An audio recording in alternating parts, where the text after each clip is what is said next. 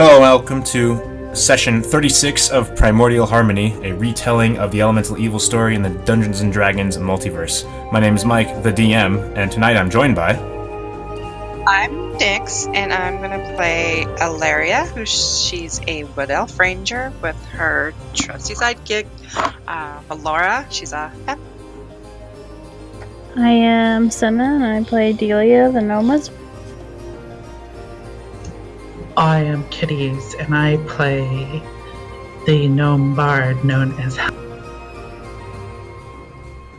Hey, I'm Miles. I'm playing Tadaya Zadanov. I am an Aasimar Seeker. I'm Zaffin. I play Zachary Vitalis, the Fire Genasi.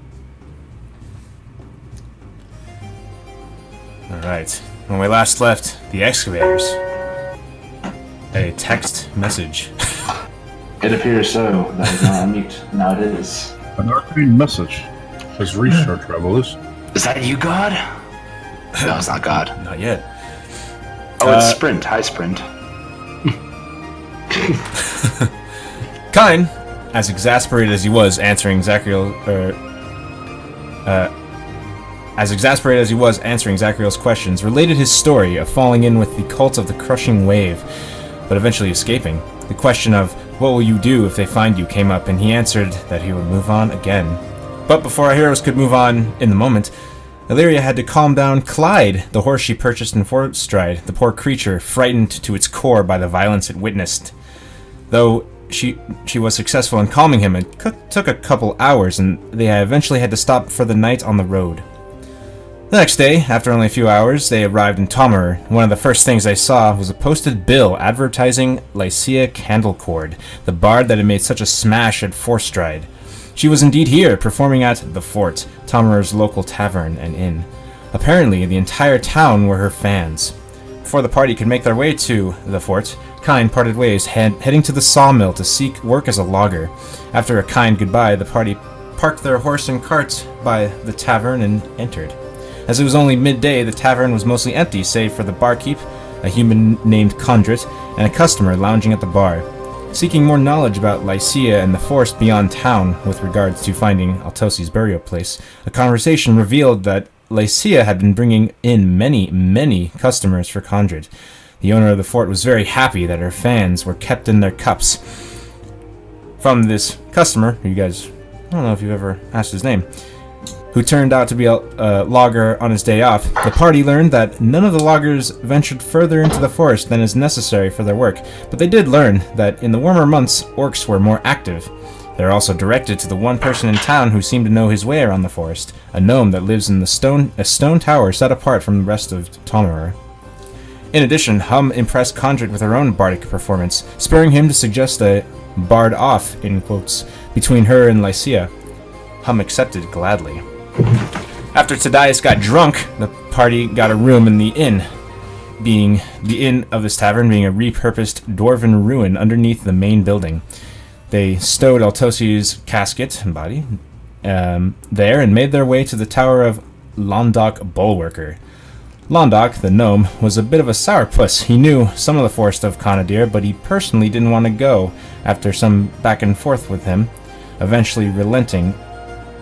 The party had some back and forth with him, eventually relenting and telling him of Altosi. He said to come back tomorrow where he would have a more firm decision.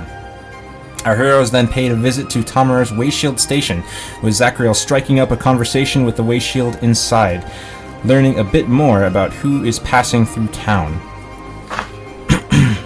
including suspicious folk in dark armor. Next, Hum and Delia went to visit the tailor and seamstress, where Hum commissioned a fabulous costume for the show that evening, as well as a silly getup for Tadias. With their garb being sewn and made, Hum and the others returned to the fort, waiting for sundown. Townsfolk began to fill up the tables, and Hum received her newly sewn outfit. As she went down into the inn, she ran into none other than Lycia herself. After a terse exchange, Hum and Tadias got changed and went backstage. Lycia emceed the event, introducing Hum, who knocked it out of the park with her story and song. Lycia was impressed, if not miffed. She got on stage herself and began to perform. her dark, frantic notes capturing the audience as much as Hum's varied tones.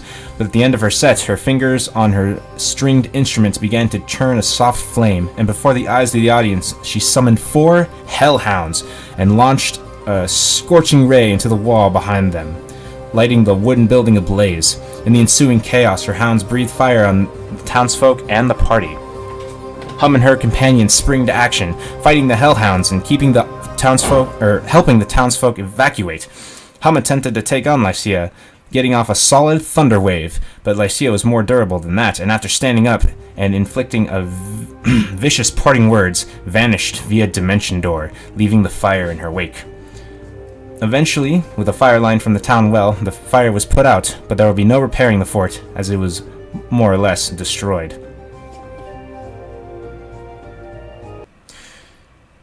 We return to that scene. Condrit, the party, the townsfolk, covered in soot. Condrit on his knees, staring with disbelief. The townsfolk staring in disbelief. In fact, as you were helping put out the fire, you noticed that everyone is moving a bit more slowly than they ought to have, despite your commanding presence, mostly thanks to Hum. This disbelief of how Lycia, this musician that had been bringing entertainment and a type of joy to the town, could wantonly burn her venue to the ground. Condrit sinks to his hands, as he was on his knees already, and just punches the earth. "That bitch!" His voice cracks. You notice behind him a familiar man. Looking at him, you notice it's the patron from earlier in the day who you had that conversation with before. Puts his hand on Condrit's shoulder. He says, "Don't worry, man. We'll rebuild. We have the lumber." Condrit slowly looks up, and he says, "I mean, that's more or less true, but the booze."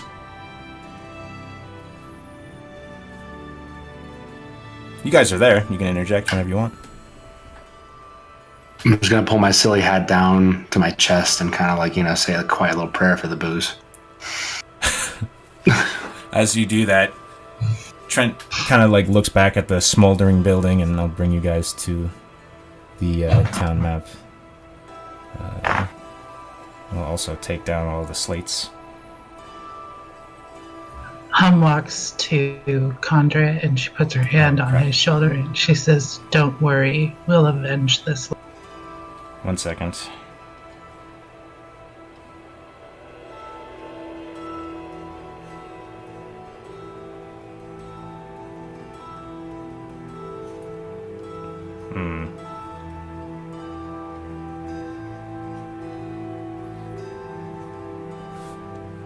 Huh. Okay.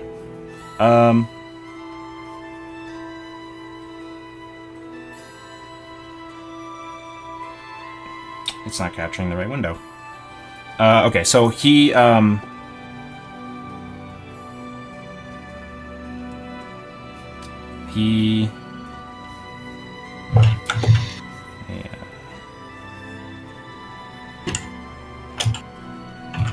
Okay. He looks up, at Hum, and he just kind of has this kind of saddened look on his face, and the patron, whose name you still don't know, he kind of speaks up again, and he says, "I felt something was off when she started playing without talking about that ritual in the Southern Hills."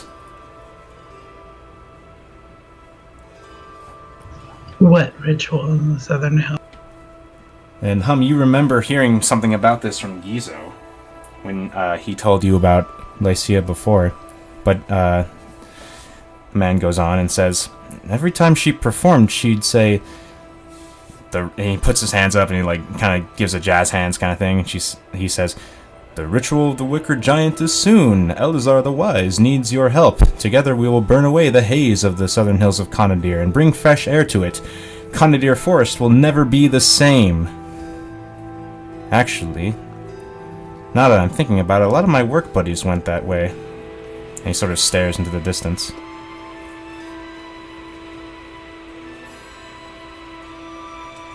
The ritual of the Wicker Giant? That's what she says.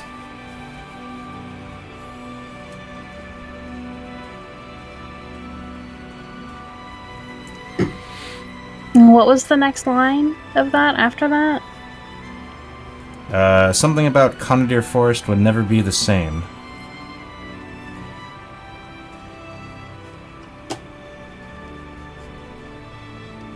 No one Can't be questioned this?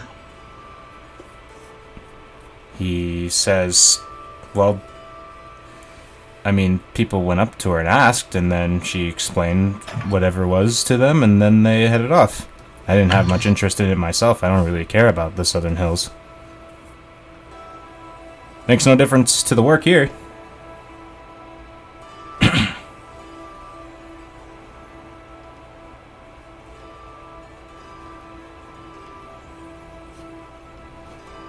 We should probably find someone that knows a little bit more about this ritual.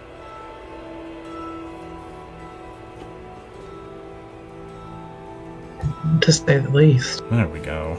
It wasn't picking up the right window, but now it is. Okay. So it's definitely late at night. Putting out the fire took a good amount of time.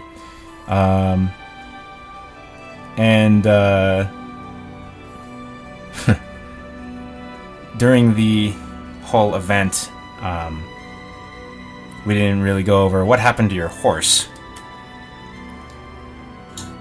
What happened to your horse is that he managed to escape, but the remains of the cart, now soot, are inside the shed, which is also soot, and I should probably note that on the map.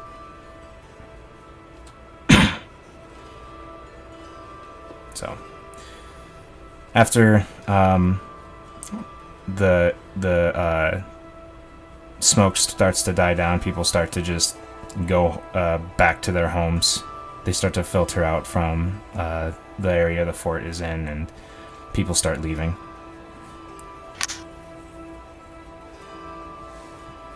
Well, we should probably start moving debris so we can get down to the end. It's a good idea. Could I potentially make my way through the debris to my clothes? Because I kind of look down at my burnt, purple, sparkly, soot-covered clothes. I'm like, I'm not really adequately dressed for moving rubble. Looks You look at fine.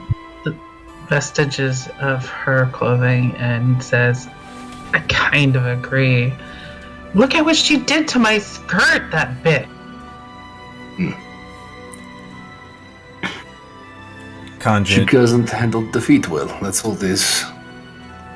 Condrit stands up and sorrowfully walks over to the shed, or what's left of it, and he kind of starts kicking around soot, and eventually he pulls out a mundane shovel, and he says, I guess I'll get to work.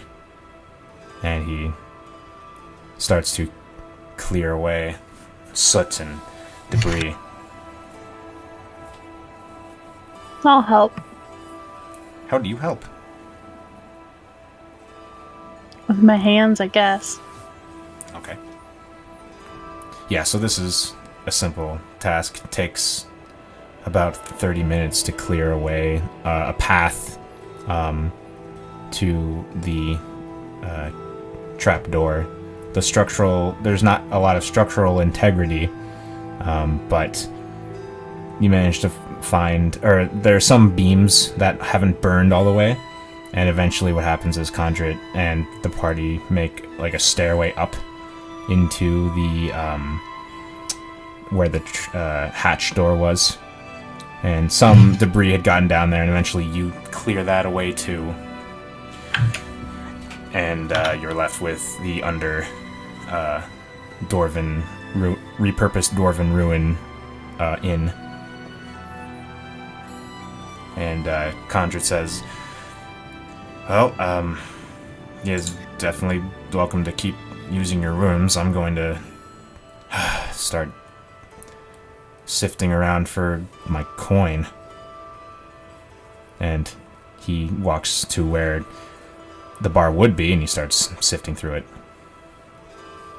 And there's quite a few people down underneath, isn't there?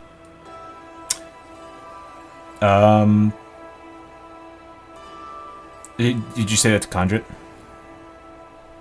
No, to you. What do you mean, buried in the debris? Or... No, people were going downstairs as the fire started. Oh, yeah. During that whole thing, the 5 or 10 people that went down there, you eventually get them out, and, you know, they also look a little disheveled, but they don't look any worse for wear, though they did get out of helping put out the fire. But eventually they are helped out and they make their way back to their homes as well. We have Altosi's body down there, don't we? You do. Okay, well, that's probably what I'll be doing, is heading down there and checking on him. Okay. And who else is going down there? I am. I need to change out of this scorched outfit. Okay. So you head I'm down. gonna help. What's his name? Conrad? Condrit. Conrad? Conrad. Yeah, I'm gonna help Conrad find that whatever he's looking for, his coin. Okay. Yeah, he's looking for his money because he kept it under the bar in a wooden drawer. So, okay, you're doing that. So, Tadias, I assume Tadias, because you also need to don armor or whatever. So, sorry. Tadias and Illyria are heading down. And Delia. And Delia. Okay. Okie doke. Give me a second here. Because Delia's wearing that great juicy couture outfit. Yes.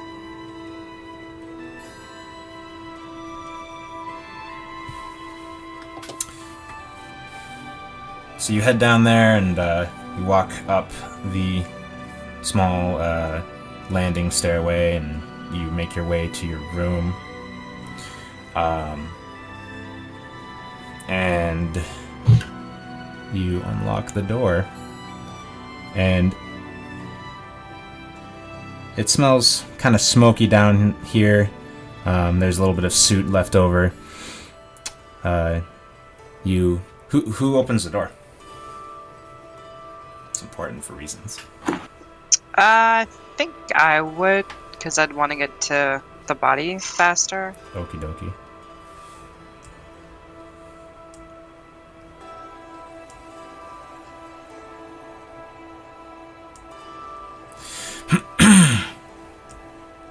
There, you grab the key and you open the door with a chunk, and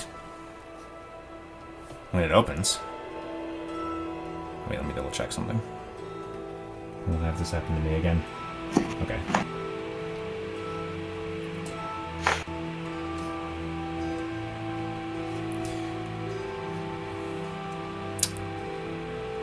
Yeah. As you open the door with that ka-chunk,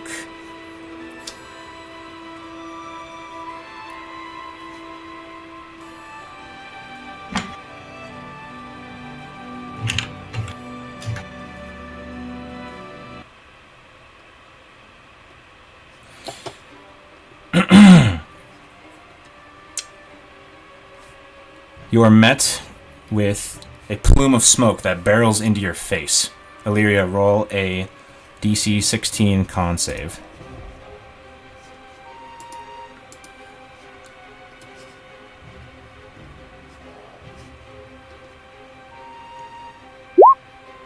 Alright. So it threatens to sort of get into your eyes and blind you, but you manage to sort of stave it off, squeezing your eyes shut. And it moves past you. And you notice a glint of light reflected in the torchlight. You see the chimes. Roll initiative. Oh no, motherfucker. Come back here with my chime. Ooh, I didn't. Did I press it? I did press it. Alright.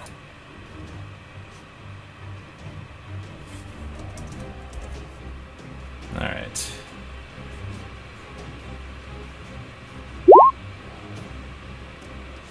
I'm gonna put your token on here, Zachariel, because I don't know, you might join, you might not, but you can roll initiative too, Alright. just in case it comes up. All right. What? Oh. Okay. So, let me.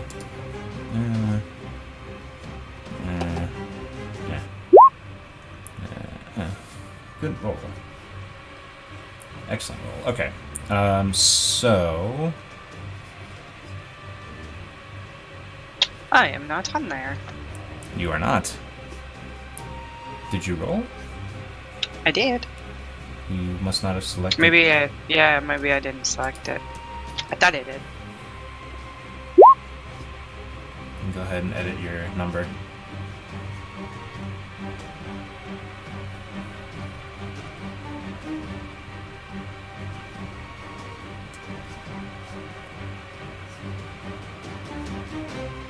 Alright.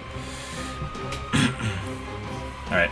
So, you see it glide past you, and right now it's like adjacent to Delia, south of her.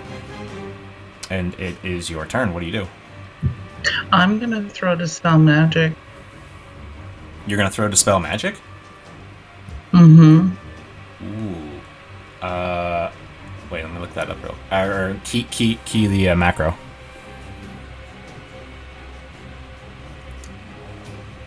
God damn it, I don't have a macro set up for it. Hold Okay, on. I'll just look it up then. Oh, you didn't have to. Gotcha. Is Dispel Magic not in the SRD? I believe so. Should be. Okay, that works. Okay, and then what is... Okay. Cool. Alright, so... I love it. There it is. Thank you. So the smoke disappears, and adjacent to Delia, in all of his glory, clutching the chimes, is Ashwick. He looks at you angrily. And I believe that's your action. Are you going to do anything else? I'm just gonna scream at him. Drop the chimes, you fucking asshole.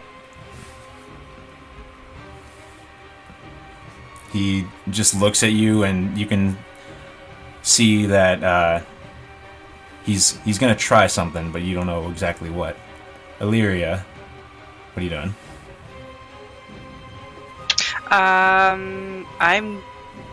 I want to cast Hunter's Mark on him, just in case he pops away again. Okay. You can just do it. Okay, yeah, I cast Hunter's Mark. Alright. And I'm gonna hit him with my bow. Alright, so you have disadvantage on this because of his edgy blur ability.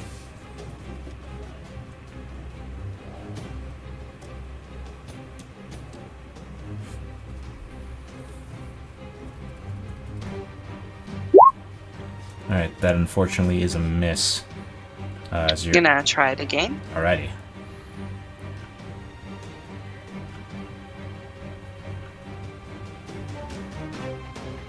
And it's not too hard for Illyria to shoot over Hum and Delia, because they're short. That, unfortunately, is also a miss, as the wavering, sort of shifting image, you can't manage to get a good bead on him. It's Ashwick's turn, and he squeezes... what the heck? Oh. Squeezes over to here So he's in the space below Delia. And I need... Is he up close and personal with me? Well, he's up and close and personal against the door. Behind, or in front of you, if that makes sense. So he is going to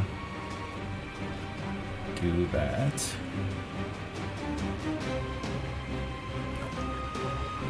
Alright, so I need... One moment.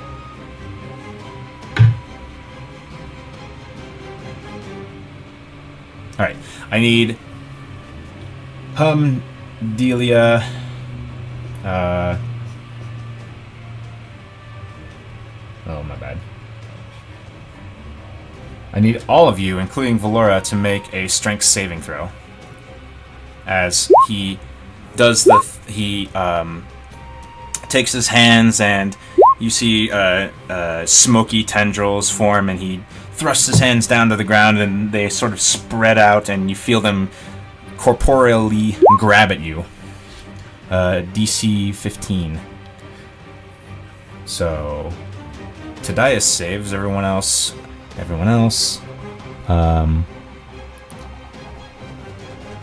You cannot take reactions until your next turn, and in addition, everyone except Tadias takes 16 necrotic damage.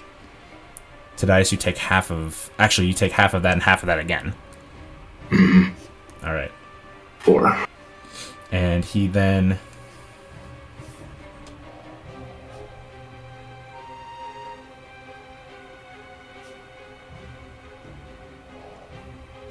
He then moves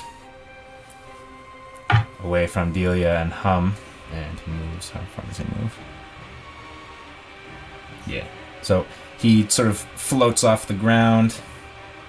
And he moves over to here. And that is his turn, to Dias. Okay, let's see. 5. Use the measurement tool. Where are you? There you are. He still has the chimes clutched in his hand. Okay.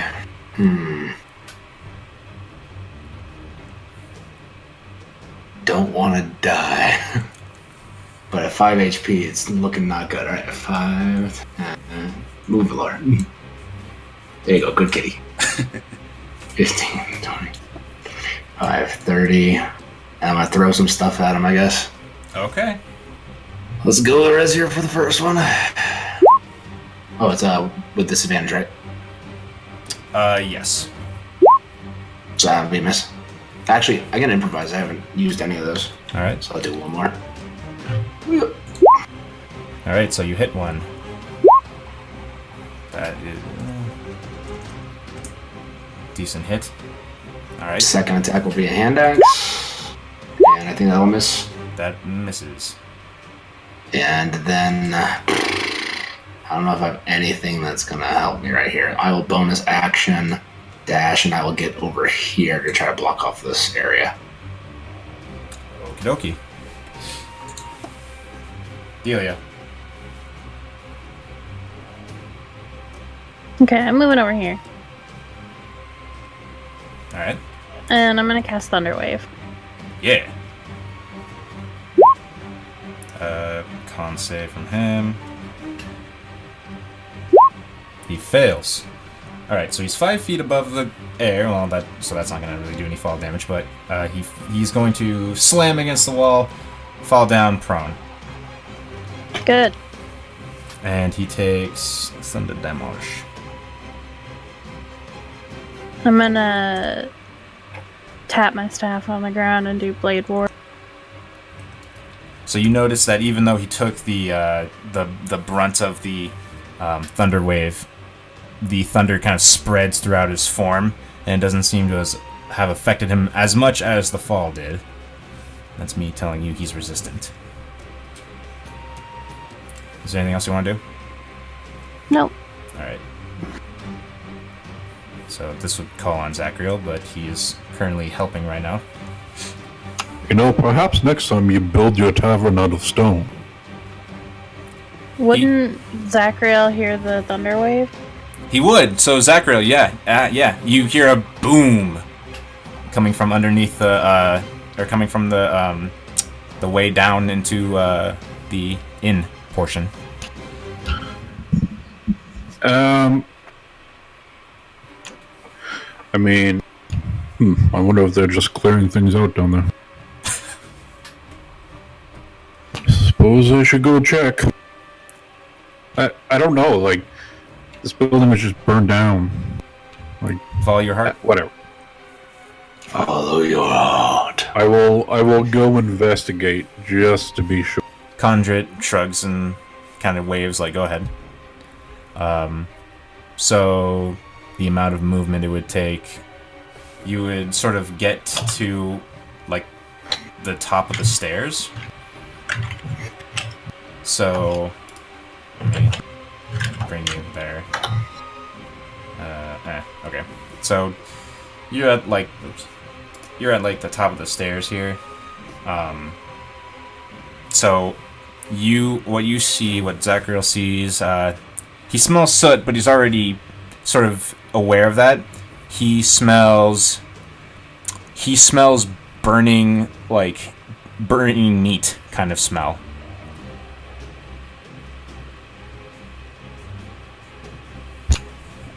It's up to you if... Are you preparing dinner? Yells, no, that asshole's here. He's got the chimes. Okay, well, I imagine I probably took my action to open the trap door and stuff to come down. So. Well, the trap door isn't there anymore. They cleared it away because it burnt. It was just a hole. Alright, well, I mean, I guess I'll dash. Okay.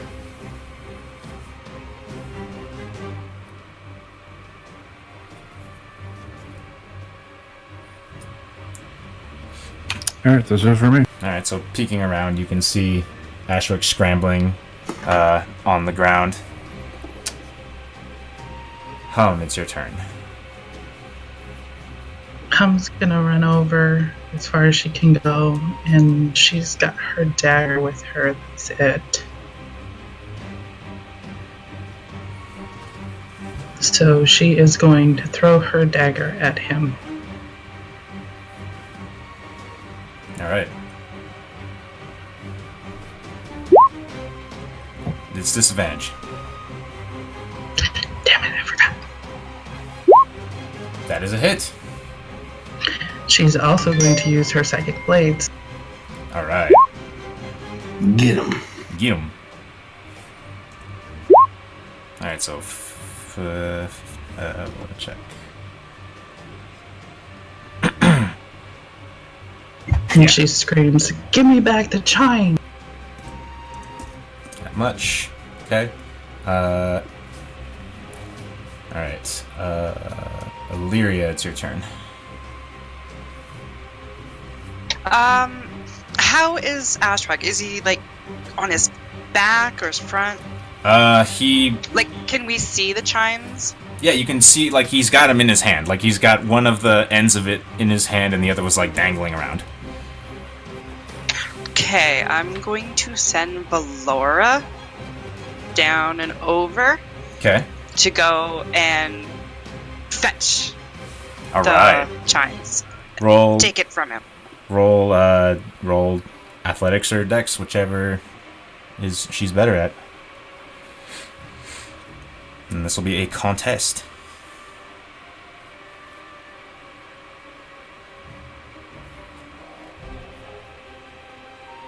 I don't see athletics on her. Then it's either strength or dex. If she doesn't have athletics or acrobatics, then it just defaults to whatever the skill is. So strength or dex, okay.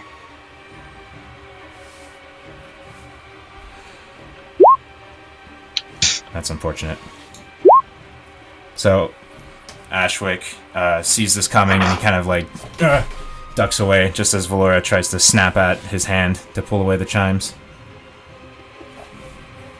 Kind of imagine her kind of going on him, pushing him down a little bit. can't share a space, but for flavor, yeah, totally. And then he kind of just like, he just kind of scoots back up against the wall.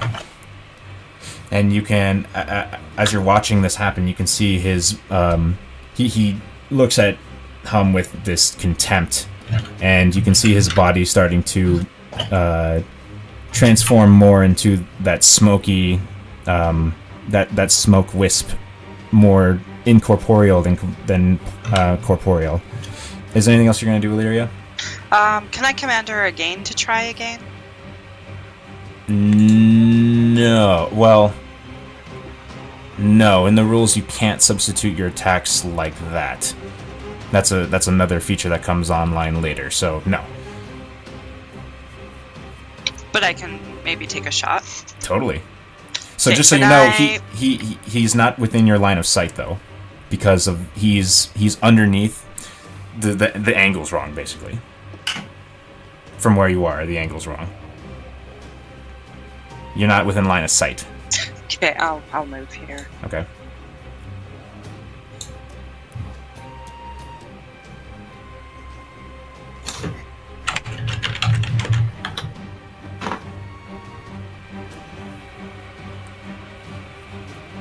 Okay, and can I aim at his hands to try and get him to drop it? Trick shot. Justin, how did Jordan handle that? You remember? With disadvantage. Just disadvantage? Okay. No, you already have disadvantage, so nope, no reason not to. Yeah, you can. So you said disadvantage? There's no double disadvantage, so it's just disadvantage.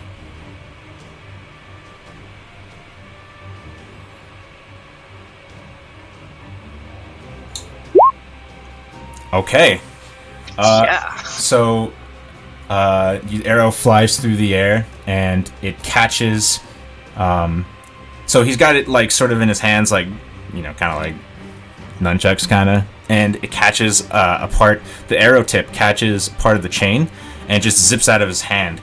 And we'll say that it lands. Let's see the angle. It sort of like hits the wall, and then lands here. So for the geometry, it's like that, it's like that, and then that. Yeah.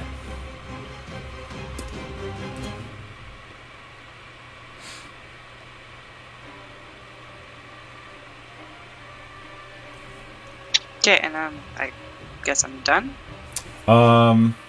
Unless there's anything else you can do, yeah. Yeah, I'm done. All right. It's his turn. So he looks to you, Illyria, and you notice that his form sort of turns corporeal again, and he gets up and he starts to scramble for the chimes. So he moves down here. Valora can take an attack of opportunity. Yeah, she's going to try and, trip him, maybe? You can't do that But- off your turn. You can attack, but you can't attempt to shove off your turn. Oh, okay. Okay, so she's gonna go for the claw. All right.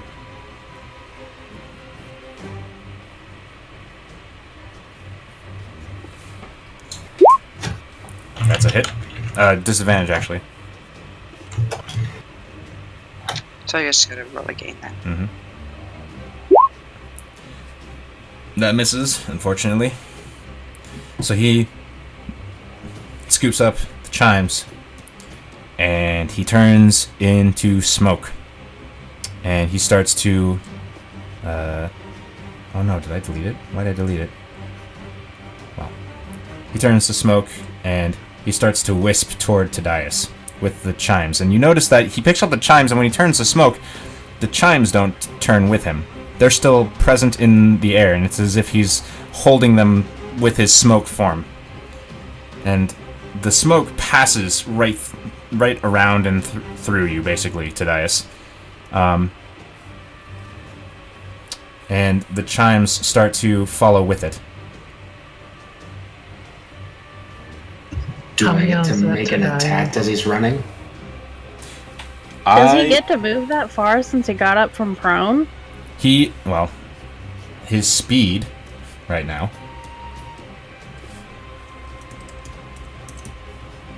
he took out his big guns of this, and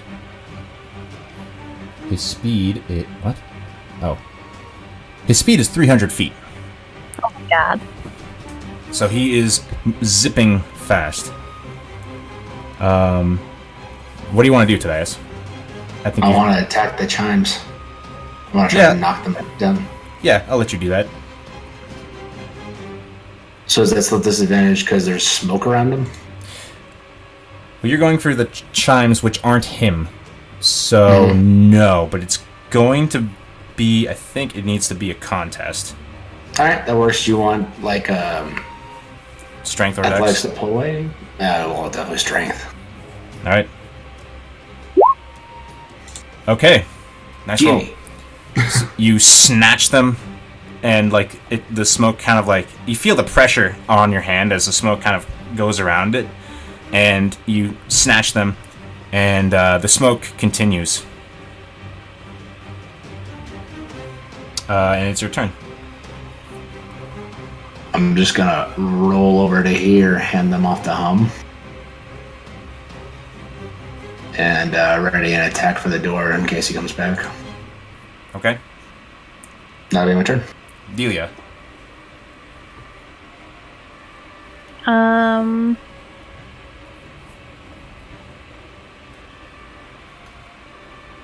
So the smoke went out this way? Yep. I guess I'm gonna follow. Okay. And then... You saw it go through that door. Okay. I'm And, gonna open the door. okay. You open the door. Wouldn't the door already be open, or can he pass through the door? You watched him go through the door. Like, Okay. going... Like, part of him went under the door, and part of him looked like it went through the seam. Gotcha. So this is just a room? From what you can see, yeah. Guys, he's in this room. And then that's my turn. Okay. Zachariel.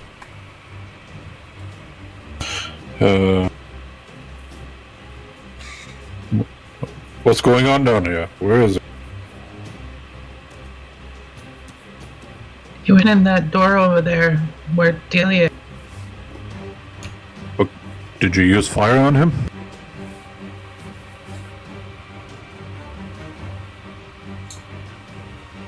It's Ashwick. Did you use fire on him? I'm gonna run and jump down there. That's No. up, actually. You can climb up. I'm You gonna could... run and jump up. Okay. I thought this building had dealt enough with fire. We're in the stone part of the building. The man is weak to fire. Use flames.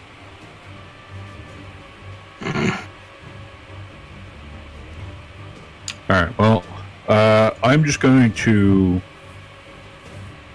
I guess I'll just ready my burning hands in this direction Okay. for if he shows up. Alright, Hum, what are you doing? You... I'm just gonna go down the stairs and join Delia. And, by the way, when you get the chimes back, you can feel an immense wave of relief emanating from it.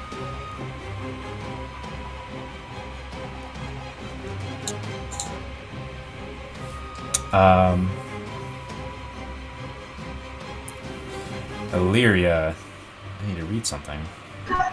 I'm also going to ready the chimes so that if I see him, I'm going to ring them. All right. Oh, okay. Illyria, what are you doing? I'll go down with Hum and Delia. Okay. Just ready my bow. All right. And I'm gonna get Valora to come with me. But I can't see her token right now, so I can't move her.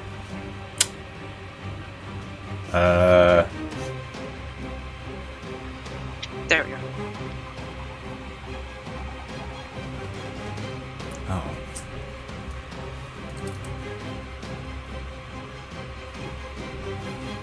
Alright, so a minute passes, then another minute, and he does not return.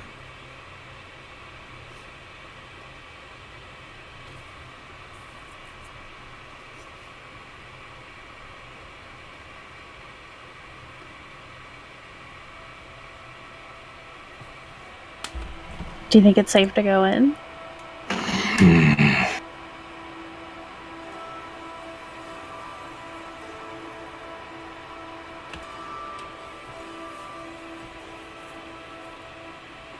Only I'm one gonna way do to it. find out. This place is crazy. So you enter and nothing. Is there anything fun in his room? Aside from, well, make an investigation check. Alright.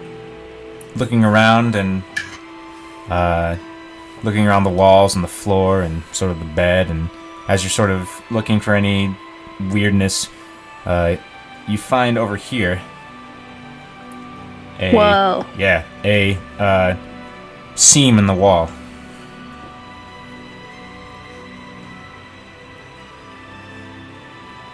Guys, look at this. We can't go in there yet. I was waiting for you to say I open it or whatever. Yeah. Okay. Let's open it.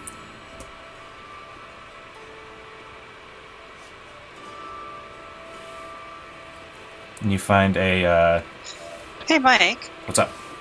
Should I be able to see right there? What's right there? The bed? I can't see a thing. That's Like it's blocked out right here. because that's the wall. You should be able to see this square, but not that square. Yeah, I can't see right underneath me. Like the one block underneath me.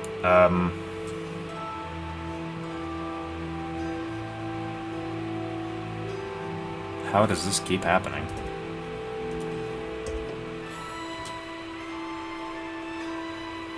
Alright. Okay. Wall, or tunnel ahead of you that leads into darkness.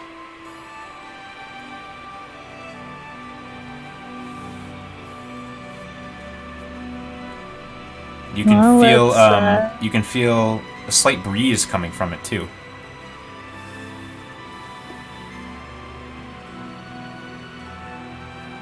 Well, Adelia, keep your wits about you. Oh, Oh, it'll be fine. did I ask? I'm just gonna. We found you. Can we do the ruins another day? What do you guys intend to Come do? on, shiny pants. Shiny pants. You didn't take the fire of 4 freaking hours. Yeah. How is everyone else feeling right now? On a scale of 59, 5. I feel great. I'm a 9.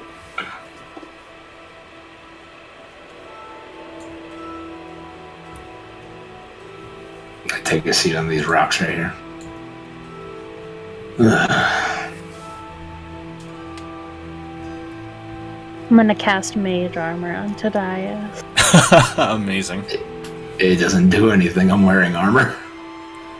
Are you? No, I'm wearing clothing. That's right. My gloves aren't technically armor. Valora goes over to him and rests on him.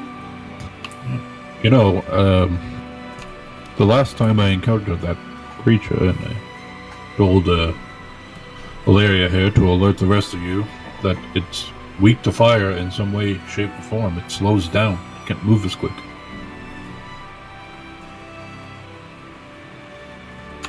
We need to do something about him, otherwise he's just gonna keep being a pet. He's not even an opponent at this moment. He's just a ball coward who runs away. sulks in the shadows and wants to steal something. He definitely Is he definitely took his opportunity, especially with the fire that occurred. Smoke. Is mist form, is that like a spell, or is it something that he is, like the waters? I was Roll going to Arcana. ask you.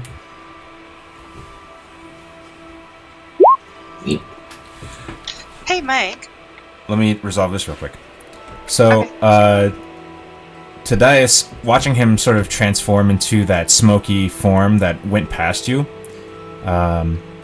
you sort of recognize through your readings, it's very similar to tales of a spell that turns casters or their targets into a similar misty form that can traverse great distances at great speeds. Do I know the name of it, or is it just general readings? General readings. I mean, you know, some people call it Windwalk. I'm gonna have to look into it later, but the way I see it, he's going to be a pest until we finish him, and he always runs away. So, if there's a way of pinning him down to one spot and just finishing it, that is our best option.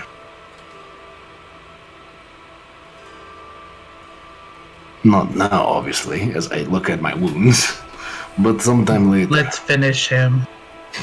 Perhaps silence would help. It's with also that. what I was considering. A room that makes little exits, quiet it up, and let Zachariah and just beat, and Illyria beat the ever-living hell out of him.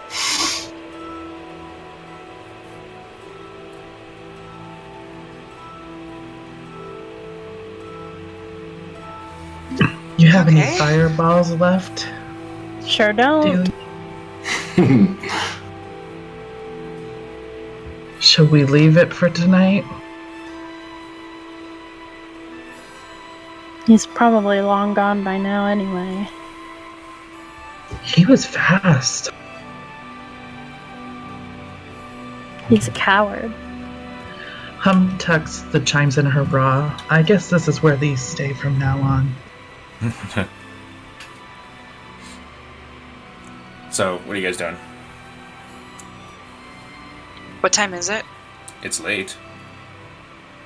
It's like well past midnight. We should sleep. I know I'm hurting pretty bad. Yeah, we should.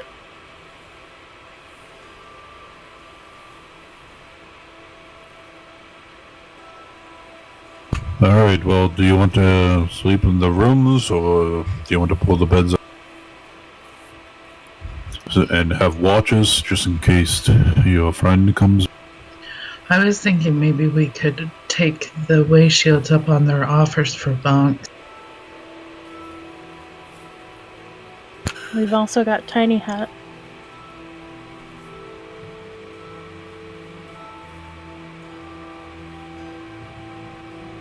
Well, I'm game for whatever.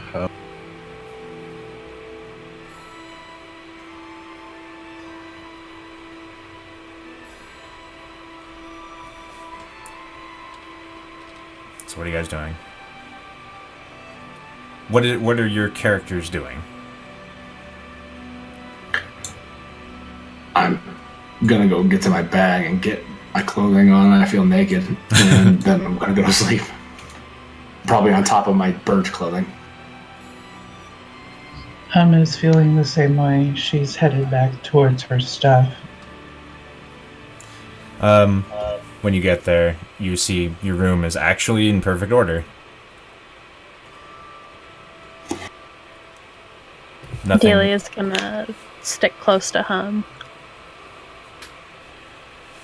Hum takes Delia's hand.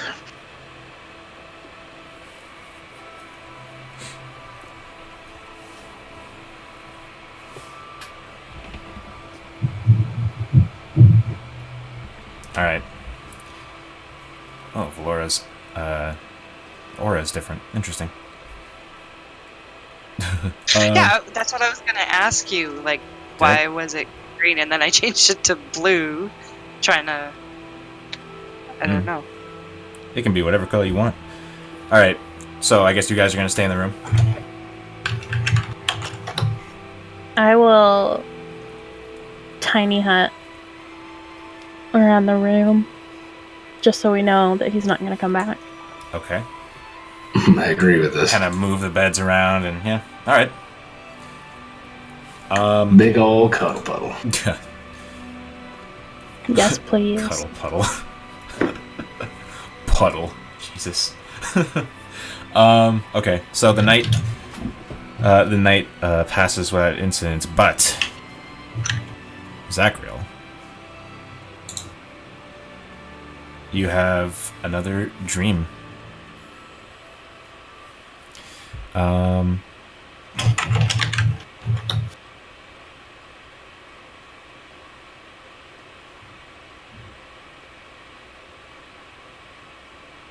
That works.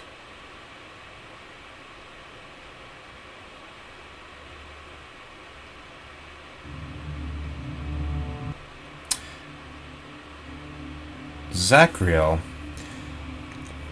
you find yourself floating in magma, floating upward. The incandescence of the molten rock doesn't blind you. The weight of the dense liquid stone doesn't crush you. The searing heat doesn't burn you. You feel comforted, warm, protected.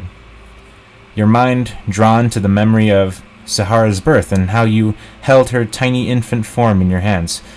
And as you smile at her first breaths, the whole scene melts away. Not in a threatening way, just in a shifting direction kind of way. Your attention is drawn to a dire matter. You surface from the magma and your vision sort of disappears. It's not that you're blinded, but it's as if the memory of the vision, like your sight, is blocked from you. You overhear a conversation, and you recognize that the language being spoken is in different dialects of Primordial. My acolytes are telling me there's a force from beyond the realms of thought that are assisting in opening the way for our negative counterparts. You hear, yes, my builders are saying similarly, but you hear this voice come from yourself. Then you hear, we must marshal our forces. If my counterpart finds herself in the harmonious material plane, it could spell disaster for all life there. Her Somehow it's cut off, but you feel a sense of familiarity from that voice. Our first priority is to protect our own from the will of the evil Arca. Suddenly, you find yourself, as Zachriel, at a gate of fire. You see before yourself an elemental, a tower of roaring flame approaching you with blinding speed, its heat carrying with it a dark malice. You look down at your weapon. Instead of a shovel, you carry a gleaming sword, and in that moment, you remember the origin of the sword, forged in the fires of the Azir. Soon, the tower of living flame is upon you. You hold your sword abreast and the flame collides with palpable force. You see the blade begin to glow, then melt. Then you find yourself in front of a wall, in a dark sort of chamber, with no end in sight aside from this wall. A deep, purple, jagged, textured obsidian. From beyond it, you hear a cacophony of chaotic voices. Behind you, you see Floriana, Sihara, Gordon, Hum, Illyria, Carahil, Delia, Tadias. The sounds grow louder from behind the wall of volcanic glass, but it doesn't pierce the way. You wake up.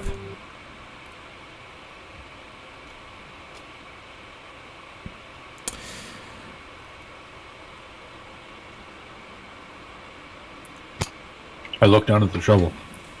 And she speaks to you. You are a noble creature of heart and might.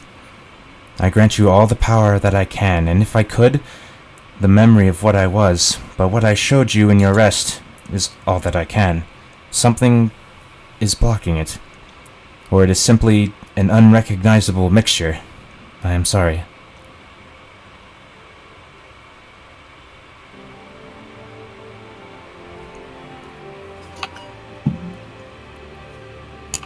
I don't know if I can help you.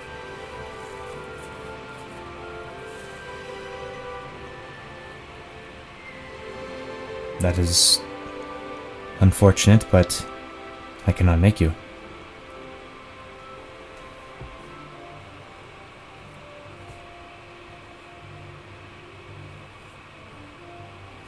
I don't know how to help you.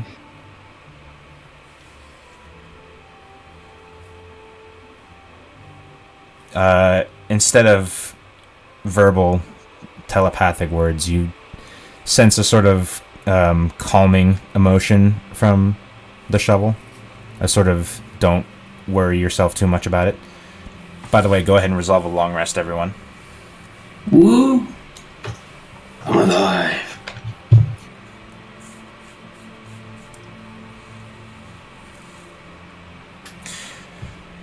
So, you wake up. What do you guys do? Getting your things together. What do you guys talk about as you sort of rouse yourselves?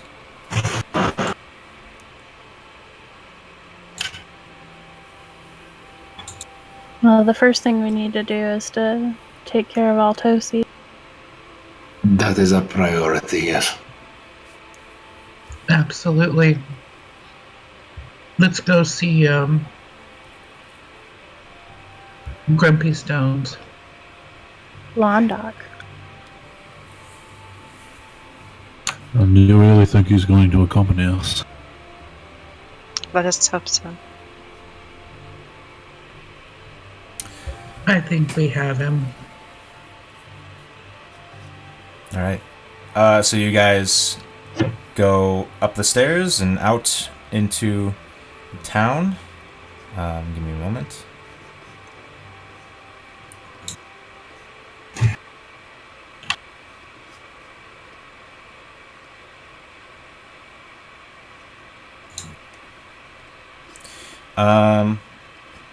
Alright. So, you exit and you find, sleeping on a cot is Condrit, sleeping on a cot, that he must have gotten from down below, amidst the, debris and leftover from the fire. His a big burlap sack underneath his cot. Well, it's not too big, but it's hefty. He seems to still be asleep. The sun is just starting to rise. Oh wait, no. You guys definitely slept in a bit. So the sun's a bit up now. It's like probably about 8 o'clock. Hum walks by and tucks 20 gold pieces under his. Okay.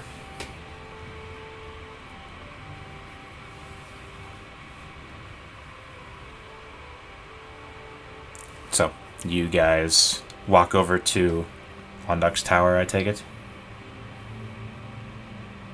Yes. Yes.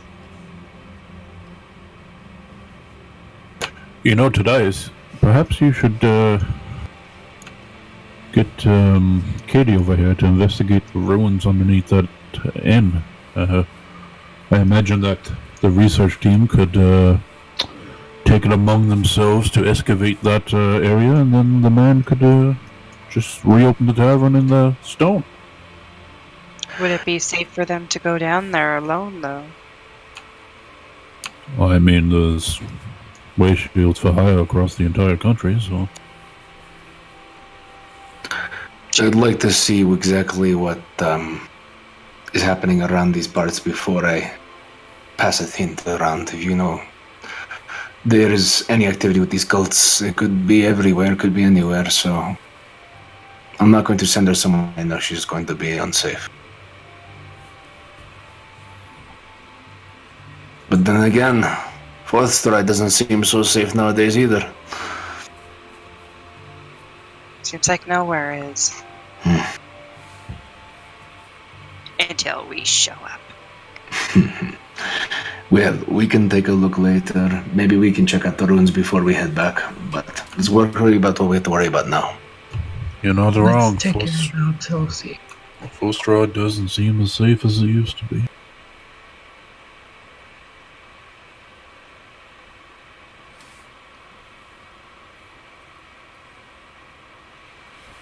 Oh, Mm-hmm. I forgot to mention. Before all that shit went down, your performance was amazing. Thank you. I heard it. I'm glad you did. Your story is amazing. It's not over yet.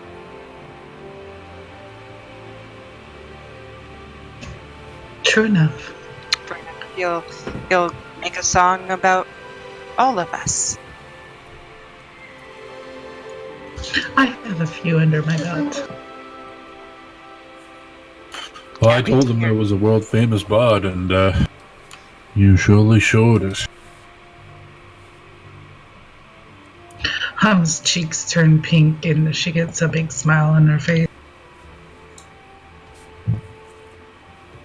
Too bad that fire bitch stole my thunder. We'll She get was her. just jealous. We are gonna get her. Let's bother this old grumpy old. At this point, you've definitely arrived in front of the door. In fact, you've been carrying this conversation in front of the door. Delia knocks. Alright. You knock, and the same eye slot opens up. And, Hi.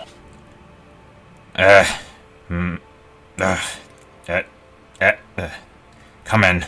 And you hear mechanical locks, and he opens the door, ushers you in. He says, would you like some tea, or... Tea sounds nice.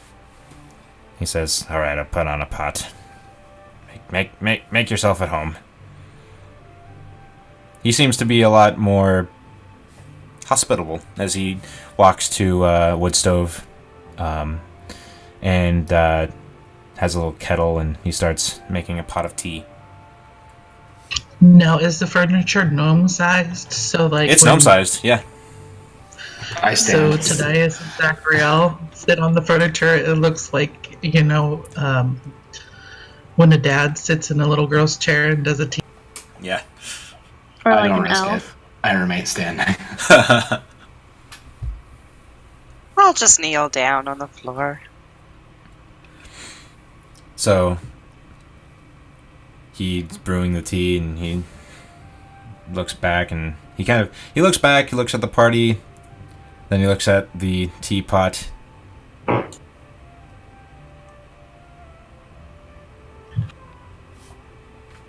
There we go.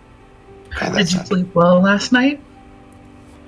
He says, not in particular. When I heard all of the ruckus, I looked out the window, saw the smoke, and, well, barricaded my windows and doors. That's what happens when the townspeople invite cultists to play on their stage. Cultists? Are you talking about that musician? Mm-hmm. Wow. I knew I didn't like her. You've talked to her Me? before? Oh, I haven't talked to her, but I've come out from my tower once or twice and had a few at the fort. Just didn't like her attitude. Yeah, she's not a very nice person. And a bit racist to boot. Well, everyone's a little racist sometimes. I just look at Tobias. What? Nothing. Soon the teapot boils and you hear the shrill indication of such, and he takes it off, and he has some mugs, and he sets out mugs and on a little coffee table he has. He doesn't have like a tray or anything, and he just pours the tea into them. These are also gnome-sized mugs, which is like maybe 2 ounces less than a regular mug. He says, "So, you came to ask about if I'd guide you through Conadir." It would mean a lot to me. Please don't say no. We really need you. He says, "I've done some thinking, and I've looked over the notes that I made while I was in there." He takes a deep breath. He looks like he's a little anxious. Looks at looks at Delia, and he says, "Look, I really don't want to go back in there. It's been a while, and honestly, if I led you in there to where I think a bright leaf tree is, and it's not there, I'm going to waste your time even more. So," he gets kind of quiet, and he sort of sits on the edge of the couch or sofa that Hum and Delia are on, and he sort of leans in, and he says, "I need to tell you something about that forest. I haven't told anyone about this because they don't want eyes on them." He looks up to Tadias and Zachriel, and he says, "Deep in Conadir, there's a group of individuals that act as stewards of the forest. They're caretakers of the wildlife, and they keep the numbers of orcs down, especially near Tomerer. This was about a decade ago where I had a conversation with one of their number. They have some sort of arrangement here with the logging company. You can ask the head of the logging company about that. Anyway, the point is, I remember exactly where I met one of them. He was a woodsman by all accounts, and I remember where I met him because there was a shrine made from a polished stone. Though weather-worn as it was very distinct, and it stuck out from the foliage. He says, maybe if you wait there and catch that woodsman, you'll have a better guide to find the tree you seek. And he says, I can give you directions there."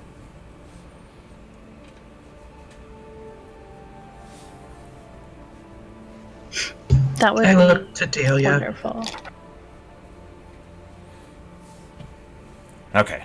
Well, let me get a pad of parchment and write down my notes. I would draw you a map, but I'm not sure how accurate that would be. I'll just go by what I remember. So he writes down on a piece of parchment. He lets you sort of look over his shoulder as he writes this down, and says, go west by northwest, and then the next line is into a patch of swamp that is caused by the river. And then he puts a little footnote that says, got components for certain tinker's grease from a certain wildlife. And then the next line is, go past swamp. And then the next line is, you'll know you're close after you cross the clear river a second time. And then another line that says, there's a small clearing that houses the shrine. And then he draws a picture of the shrine. And it's like just a simple kind of altar with a sort of figure that looks like it might represent some kind of deity. It's very... from the way he draws it, it seems like it's been worn at by the elements. He says, there you go, that ought to help you. He looks up at Illyria, and he says, you You seem like a woodswoman yourself. I don't think you'll have any trouble navigating your way through. With your help, I'm sure we'll make it. He smiles weakly. He says, Yes, we do really appreciate your help. Yes, we do. Thank you, Lotta. You're welcome. Then he kind of just sits on the sofa and lays his back against the couch. And he sort of shakes his head and he says, she burned it down. She burned it down. Sore loser. Sore loser. He asks questioningly. Yes, our friend Hum here had a bard contest with her, and she lost terribly.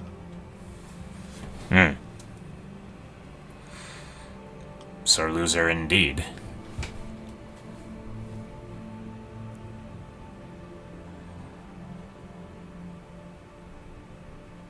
And she made short jokes, which means that she must die. He just shakes his head at that. Shameful.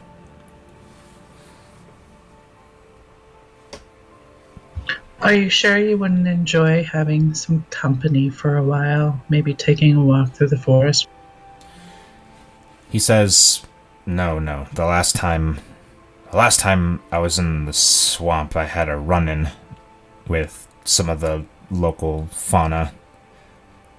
Barely got out unscathed.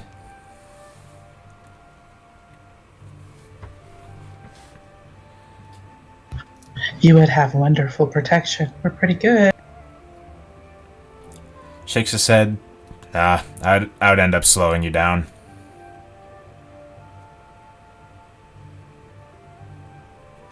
Nonsense. I've always been told that gnomes are great adventurers. He says, I'm getting old, I'm not a good adventurer anymore. Old or experienced? He looks you in the eye and he deadpan says, both.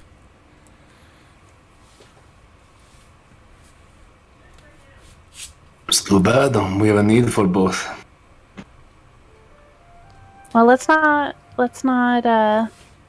pressure him too much. He says, I have half a mind to kick you out anyway. Is there anything we can do for you for this map that you just drew us? He shakes his head. No. Don't. Look, He looks at Illyria and he says, I understand the pain of losing a loved one. And I wouldn't have asked you for any kind of compensation anyway.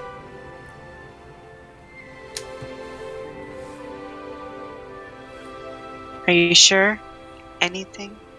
Anything at all? He puts his hand up, shakes his head. No. And he says, but if you happen to come across a certain species of frog, catch a specimen and bring it back to me, that'd be appreciated. But you don't need to do that. We will sure do that. What does the frog look like? He says, well, they're blue and they have red spots.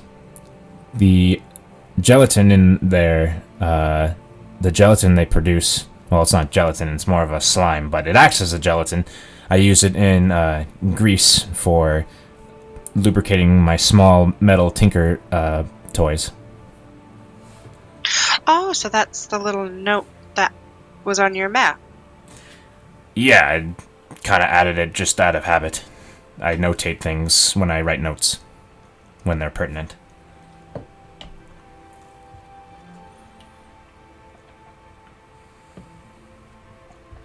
Well, we do appreciate you drawing us this map. And we will look for your frog. He smiles. Blue frog, red spots.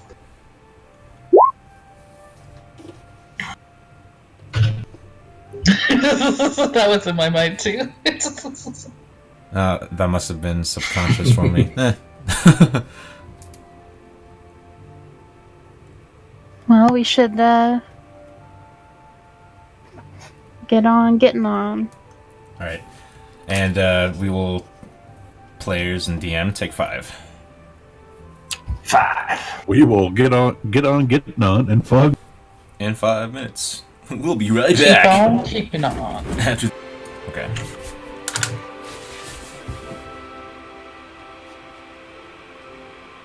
Alright. So you guys are still in there. He's kind of relaxing on his couch, and he looks at the lot of you and he says, "So, when are you going?" Seems like a genuine question. As soon as possible. Tell us about one of your adventures in the woods. We hear you're the best guide in the city. He says, "Well, that's the only reason you heard that is because I'm the only one who ventured in there."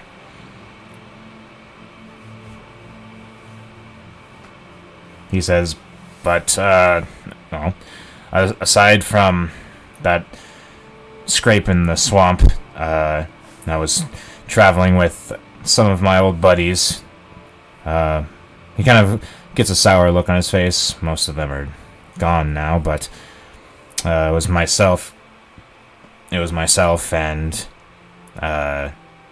my friend Dirk, who's a human, and his brother, Jim, little brother. Dirk was pretty handy with a sword and shield, and Jimmy was one for... He gestures to Illyria, shooting arrows. I was in the back behind them, mostly tinkering with my nonsense and slinging a few spells here and there. We had a couple of scrapes with the orcs of Conadir once or twice. Nothing to write home about, really. I'm a tinkerer a bit myself. Leans sort of with direction or with attention towards you, Hum. Oh yeah? She's really Yeah. good. I'll I show him pull out- my mechanical satyr that Hum made me. Says, he looks at it and, "May I inspect it?" Of course. He looks at it, kind of turns it around in his hands, and he plays with the joints a little bit, and he says, "This is fine work." I pull my dragon out of my bag. "Oh, what is that?" I hand it over to him. He looks at the intricate mechanical stuff being held together, and he looks impressed, and he hands it back to you, and he says, "Can it... does it move?" Unfortunately, I haven't tinkered in a while. We've been busy Hmm. taking care of cultists. But if I took a little time, I could make it work. He says, "I'd like to see that someday." I'd love to show you.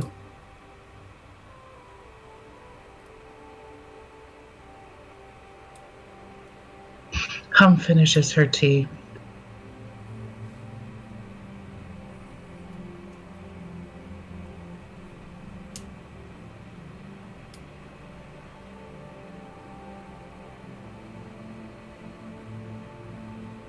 Well, I guess maybe we should be on our way. Would you mind if we came and visited you again? He says, Of course we're gonna come visit him again with all the We got problems. to bring back his frogs, exactly. Well, I wanted to be polite and ask. he looks like he's a little more comfortable. Like, he seemed to be very, grim and gruff, but now he softened significantly since you first met him. He says, "I wouldn't mind that too much." We'll be back with your frogs. He stands up and he says, "Much obliged." And as you go to make your way out the door, he makes a point to shake everyone's hand. Stay safe. Good luck. Thank you again. You're welcome. Take care of yourself. Oh, I do that just fine.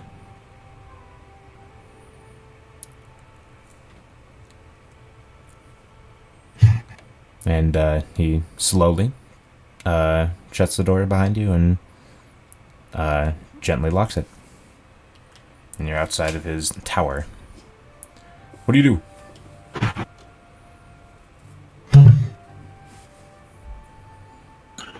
Shall we go over and speak to the owners of the logging? For sure. We might actually run into your friend. If he hasn't skipped town by now. I'd be with the events at that inn last night. I imagine he's probably a little shaken. I could see him not wanting to be here. But let's hurry. We're wasting daylight, and I think we need that. Let's go. So you guys make your way to the logging company.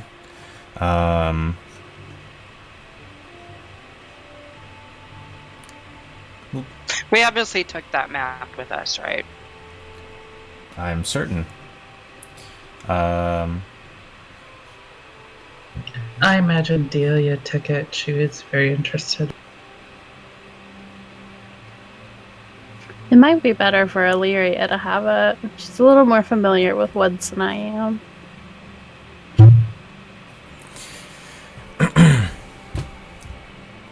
Sounds good.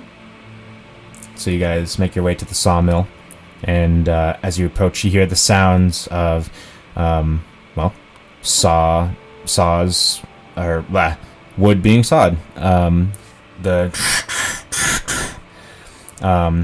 And the slow grinding sound from a circular blade. You see individuals working on putting together pallets of freshly cut planks of wood. But it smells good. Oh yeah, it's got that sweet sap smell, for sure. The smell of murdered trees. Environmental destruction. Do you say that as Zachariel out loud? Yeah. As you're sort of walking, like you're walking in there, right? You're walking toward the building, and someone overhears you say that, and they say, "Well, I mean, he looks over and says, "We let fields follow and grow back. Otherwise, No. we'd run out of wood." Well, then I was not aware of your practices, and forgive my... He says, "Nah, don't worry about it. Everyone asks all the time, how do we not just cut the whole forest down?" Well, one, the orcs. Two, the fact that if we did, we'd run out of wood. Always need wood. Yes, I imagine the tavern owner would like some wood for sure. His face kind of sours a little bit, and you recognize this person. He was actually there the night of. You can even see some soot still on his cheek that he must have missed. And he says, yeah, he would. His shoulders slump a How little bit. much do you suppose funding for that would... He says, I don't know off the top of my head. You'd have to talk to the boss. Well, we're here to talk to him anyway. We're going into the woods. He says, he blinks and he says, that... Okay. He's Right into the orcs. Can't wait. And then he sort of takes another look at you and he says, "Oh yeah, you've fought those weird monsters, didn't you?" He says, Well, we all did, yes. you can definitely handle some orcs. He says, the boss is inside. Thank you. It's okay if we just go. He says, yeah, boss is always looking for someone to... boss has had his doors open for a while. Seem to be losing our workforce. By the way, there would be another man here who would have arrived yesterday. Kind of similar to me, but instead of red, he was more bluish. Perhaps a little bit. With white hair? Yes. He says, yeah, he went on a job yesterday. Oh, good. So he's still here. He says, as far But as I has know. he returned? He tilts his head, looks up, and he says, you know, I don't remember seeing him coming back. Well, never mind. But I went right to the, Did any of his party come back? he says, I think so. Listen, when I got off, I went right to the fort. Were you hurt? Do you mean when Lycia torched the place? A little bit. He says, That's unfortunate. I'm sorry to hear. He looks confused now because he's trying to figure out... Are we talking to the guy that we saw at the bar? No, this is a different person. Okay, but the other guy is there. Looking around, you don't see...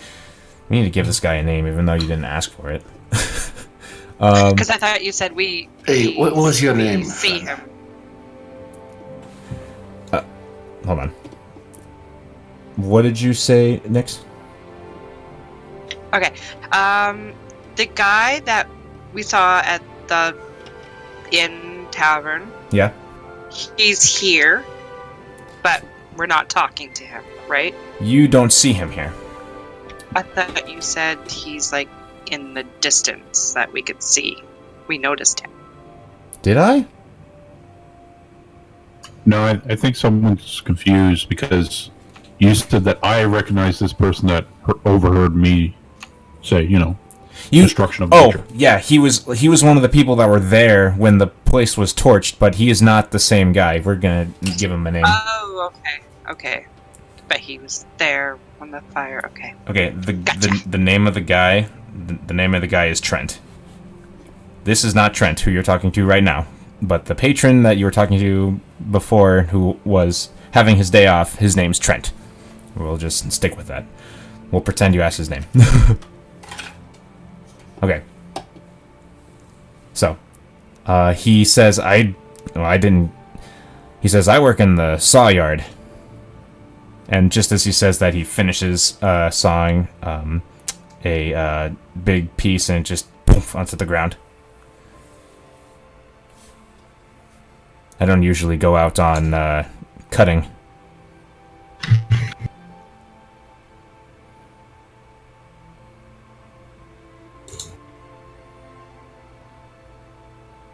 Have you ever went in those woods? He says, well, once or twice. Rather not go back in there. It's a long walk most days. And a long haul.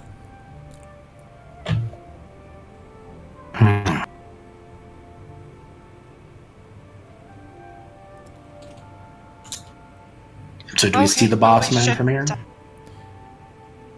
What'd you say? Do we see the boss guy from here or no? You're not in the building yet. Oh, you were just talking to the guy outside, alright. Yes. You're still outside the building. I'm gonna begin moving my way towards the building. Okay. As he's doing that, what were you asking next again? Sorry. Oh, I was just gonna tell the guy that we're talking to, like, well, we won't keep you any longer, He nods. and then proceed to walk. Okay, so you walk into the main building, and then there's this giant... it's like... I'll be right back. It's this room that has a big circular saw blade that a couple of men are churning cranks, and it's slowly biting into a really large tree trunk. And there's like a little mezzanine style action going on there, and up on the loft there's looks like just a simple couple of desks and chairs, simple office, and up there you see a Goliath man who looks to be looking over some papers. I gotta point him out to the group. I think that's your guy.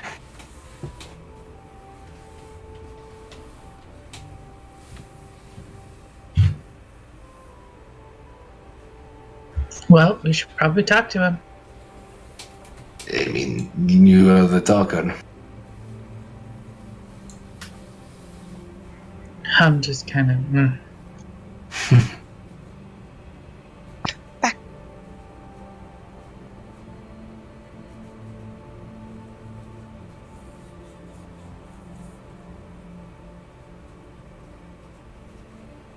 The sawmill still makes its grinding sound as you guys stand there in the doorway awkwardly. I bang on the door. There's no door to bang on. You see him clearly from where you are. I just walk in. Like you open, like the door wasn't like impeding you. You walk in, and what I described is what you see. Hello there, sir. Looks up, sees the lot of you with all of your gear, and Valora. He looks and he kind of just shakes his head and he says, "Hi there." Hello, we're here to inquire about entering the forest. I know that you don't own the forest. We're just looking out for dangers, specifically where orc encampments may be. He says, I'm afraid I don't know where they have encampments. They just don't have them within our farming areas, our acres. Okay, where was, could you perhaps, the last known location of orc scouts? Maybe a last attack? He says, well, the last attack was a couple of 10 days ago. Got away, mostly. He says, it helps when you equip your men with pointy sticks. With metal, of course. He says... Swords. He says that too. And the big axes they use to cut the trees. But anyway, they were about 4 in number and fought them off, and that was that. Someone got cut on the arm, and I sent them home for about 3 days. They came back, and they had use of their other arm, and they kept working. Oh, very interesting, thank you. Do you know anything about these, this name constantly eludes me, this whitebark tree or something? Brightwood? Yes, there we go, Brightwood. Bright leaf tree. Ah, see, there you go. He says, I've heard of them. There aren't any around where we farm.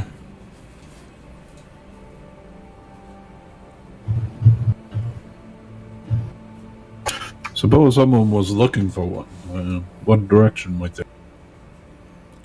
He gives a mighty shrug. He says, I'm sorry to tell you, I'm not entirely sure. Oh, okay. Well, what about the people that live in the forest that you have a bargain with? Would they know? His eyes kind of widen a little bit, and he says, could you come up here, please?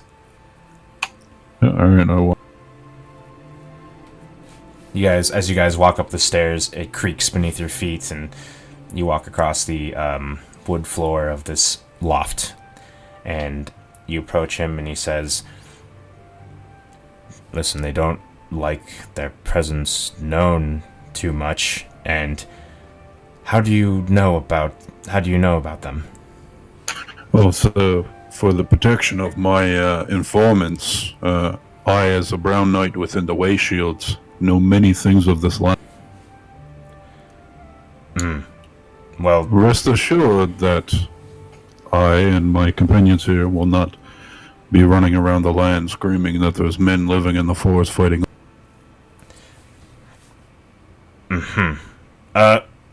well, listen, the only reason I called you up here is because I just don't want my employees to get the wrong ideas. This is just an agreement that was passed down to me from the previous owner. And simply, we don't go beyond our allotted acres, and they help keep the orc numbers down. He shrugs. Simple as that.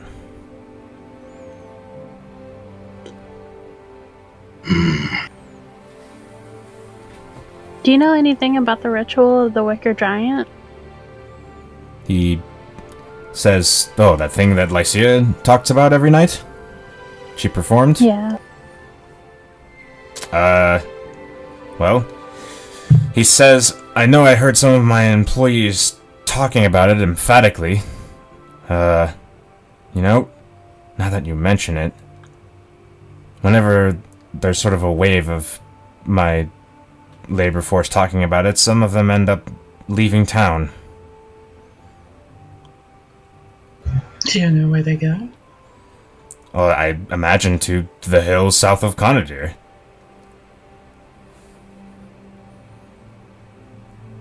That's where Lycia said to go. I've been to plenty of her shows.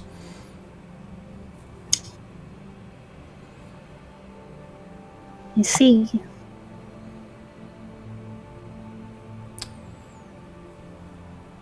Can I offer you a job? I've already kind gotten of job? but I appreciate. He says, well, I don't know if... Can you... How well can you swing an axe? I'm a little low on loggers. And it looks like he's sort of... He seems like this is a new revelation to him. And he's sort of realizing something that's been happening for a while. And he just seems to be catching on to it now.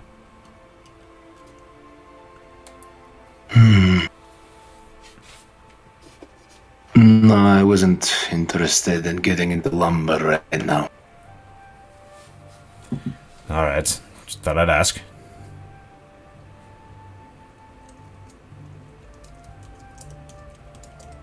Now, the hills south of Conadir, that all your men seem to be going to every once in a while. They're back, correct? He They don't looks... just leave. He looks at you, and then he kind of like looks down at the his papers, and you look down and you see like there's sort of like work orders and planning for like what area we're going to, you know, do lumberjacky things with next, and trips and stuff. Does and it actually say lumberjacky things? No, it doesn't. I wish. Right. Because just- I'm totally interested. Well, I mean, it, you know, that sort of work, and you see like names that are crossed off, and like a little note that says A next to it. And you kind of surmise that it probably means absent. And he looks up and he says, "No." Just how many is not returned? He says, of my 40 strong workforce, only about 20 remain. What was I thinking? Why didn't I notice this sooner? What do you At mean? your work source.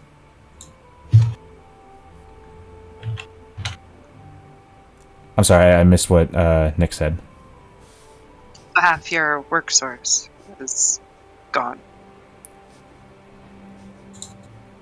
He sort of just like looks at this papers, blinking, and he just says, "I need to really start hiring." Then he sort of sits down and he starts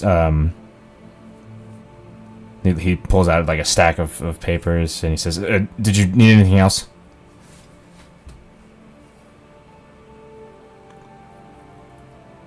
No, I don't think so. Thank you. You've been very helpful. He says, Yes, thank you. "You're welcome." And he starts. Looks like he's. He pulls out like a really big piece of charcoal and he starts writing "help wanted" on it. Wait, I do have a question for you. You know your trees. More or less. Oh, what's so special about a bright leaf tree? Illyria knows this from memories of her childhood. He says, well, from what I've heard, at night the leaves glow. No other tree really does that. Okay, Ilaria remembered. I didn't. Okay, well, Illyria remembers how that whole thing with her brother, and he took her. Yeah. I remember now. Okay. Excuse me, sir. I just have a question, more like a logistical question. Yeah? How much do you suppose it would cost to fund an effort for that man to have his tavern Rebuilding the fort. You know, maybe not exactly completely rebuilding it, but, something that he could start working out of, and your men would have somewhere to go drink. Sir, did you drink over there before? He says, "Oh, absolutely." He starts looking through. He says, "I can probably work on a quote right now, actually."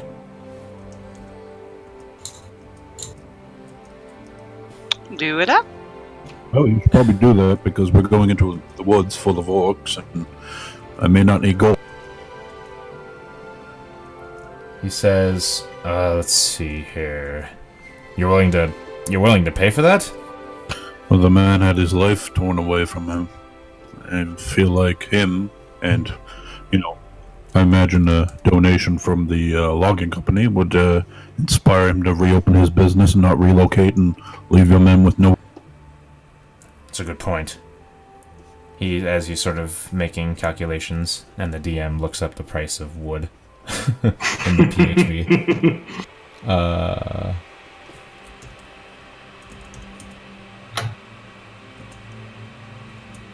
dear.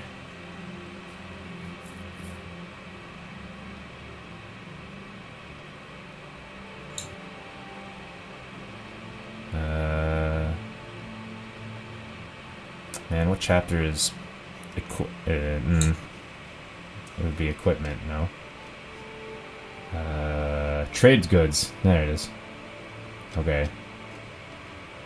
Trade goods. Is wood not on here? Oh my freaking gosh. Wood's not on here. Unless I'm blind. Nope, it's not on here. Okay. Services? Hirelings. He says, well, not only do you need the wood, but you also need the carpenters. Let's see. Cost of materials. As much.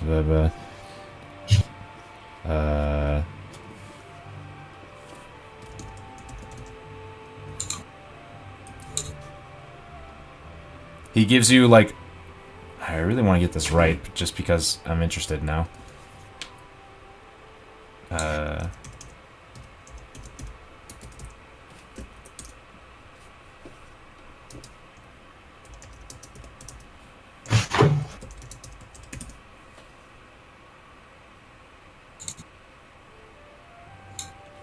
mean, we can, come back to it if you want to...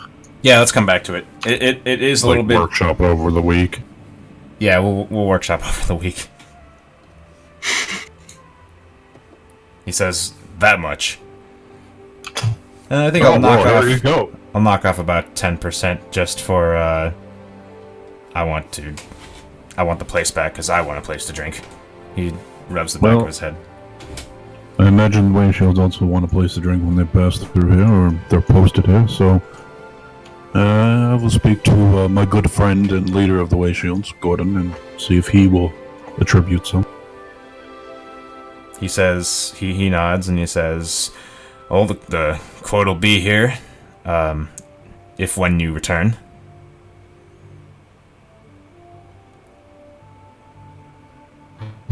If when, always something I love to hear. Perhaps we can get someone to go around door to door taking donations as well. He says, that'd be quite the feat. Just seems like to me that's the one place to go in this town. He nods and he says, I agree. I don't know. I feel like that is something you could definitely coordinate.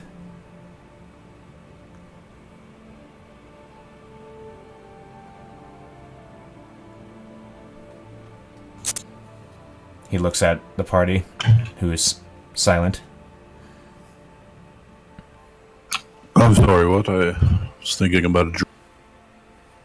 You cut out. I'm sorry, what? I was thinking about a dream. Oh. Well, I'll keep the quote safe. Puts it in a drawer. Perfect, and I'll keep my sizable donation safe. You do that. We have a tree to find. Shall we? We shall. I think we should. So at about this time, it's like mid-morning, 9, 10 o'clock.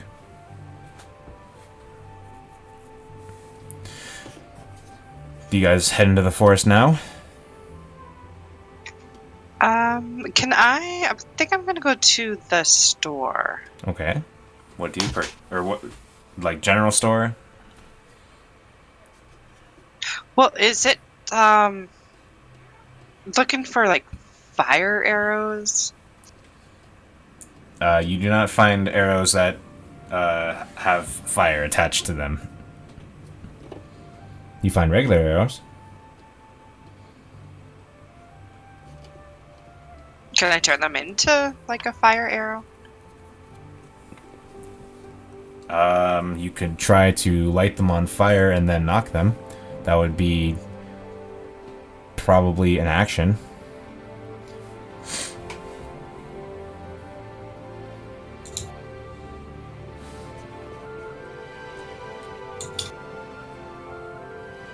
You don't really have the means to do that. I don't, unless you can convince me. And I'm saying that because I can't think of anything that would give you the means to do that. You don't have any class features, I don't think, that can let you do that.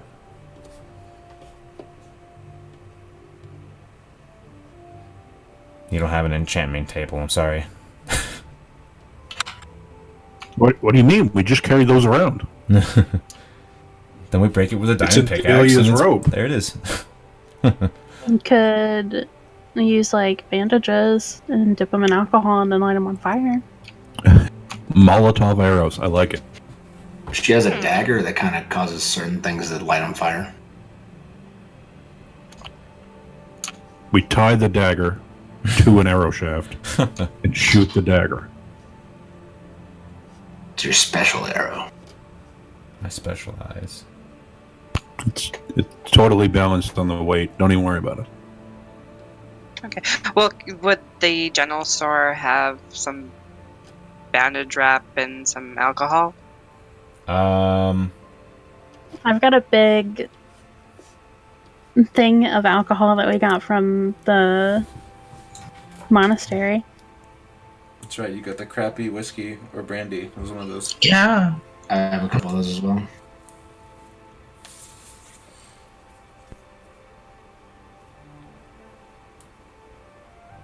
So, I mean, you can just say that you're crafting that, and, I mean, it'll take... It will, like, be part of the attack action to light something like that and then shoot it. So you'd only be able to get one arrow off.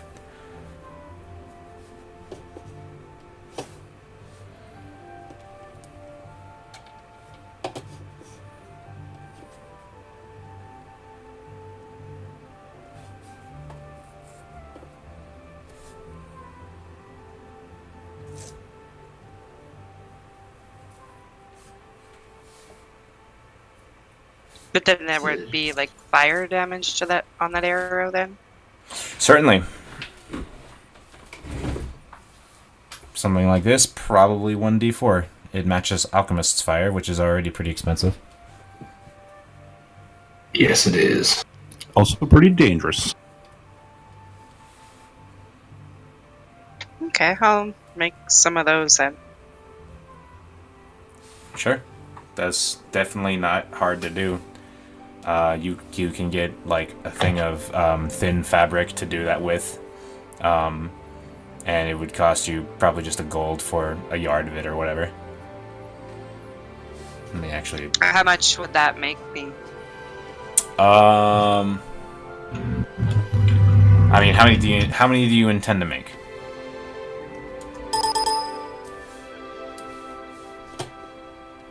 $30?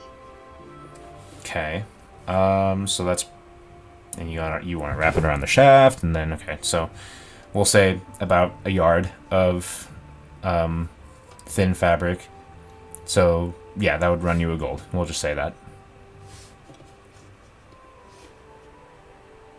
Okay, so I give the gold to what, the general store person? Yeah, and, sells you the fabric. Well, thank you.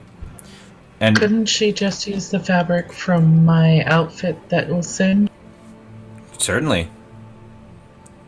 We're sort of, Are you sure, Ham? I mean, you can use mine. It might sparkle. Ooh, it would sparkle. Sparkly fire. I Okay. want to remind everyone that you have those. Just reminding you. Yeah, but those don't work on ammunition, do they? They do.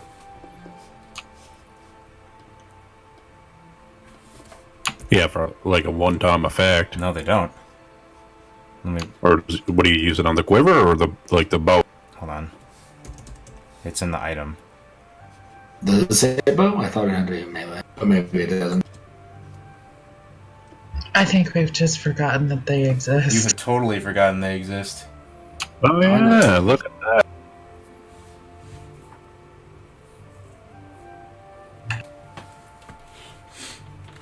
They've been with you this whole time. Wow. We're too busy getting like jumped every 5 seconds. There's not a lot of prep time for us. It's true.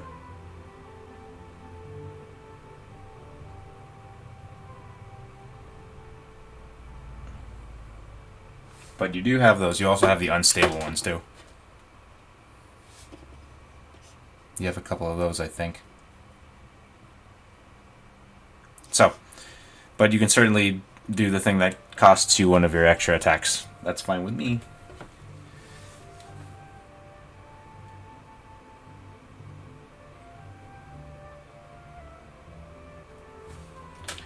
So, you guys are heading into the forest? Looks it.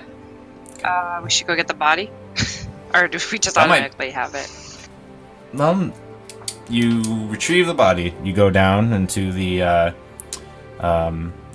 fort's inn underneath, and you pull out the platform that had the casket, and you pull it out with you. You feel the same breeze that you realize now is coming from that tunnel that you didn't go down, and the breeze is like a fresh air breeze too.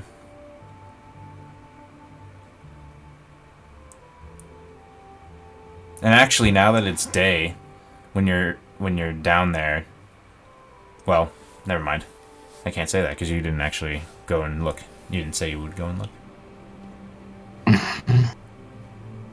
So you get the thing, you come back.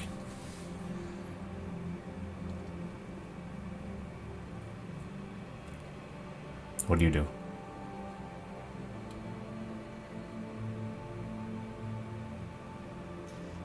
I mean, I think we're Does all set, anybody right? else notice the fresh air coming from over there? Where Ashwick went last night? Yes, I'm very interested in that, but these ruins have been here for many years. I think it stands to guess that they'll still be here when we return.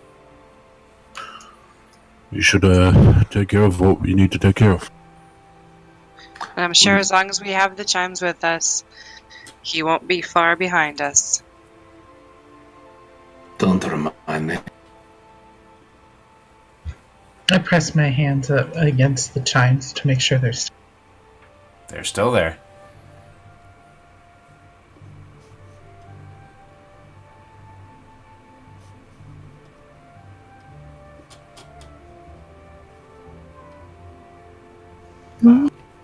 So you guys enter the forests.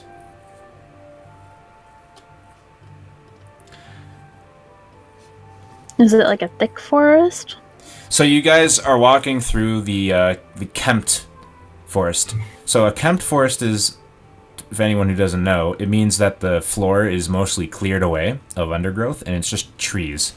So you enter the part of the forest that is kempt by the town guard or the logging company.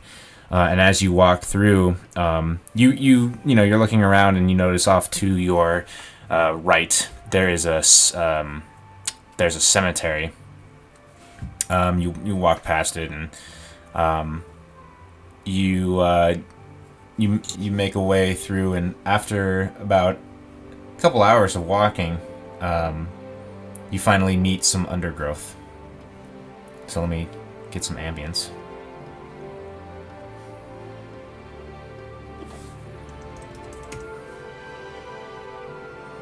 I'm going to cast Mage Armor on myself just as a precaution. The spell? Yeah. Okie doke.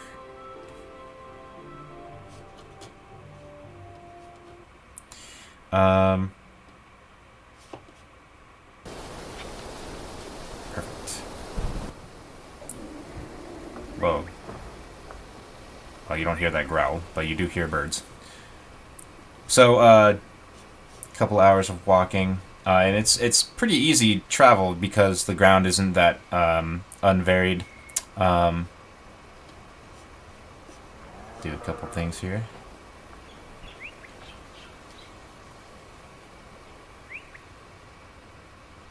So, a couple hours of walking. When you get to about here, well, actually, I'm not even going to mark where you are. A couple hours of walking. Suddenly there is a bunch of undergrowth. You've definitely left where the logging company has its acres of tree farm. So you enter into this undergrowth and you find that it's a little bit more difficult to step through than the kempt forest you were walking through previously. But, Illyria, you have your natural explorer. So, tell me how Illyria helps the party through the thick undergrowth without slowing their pace.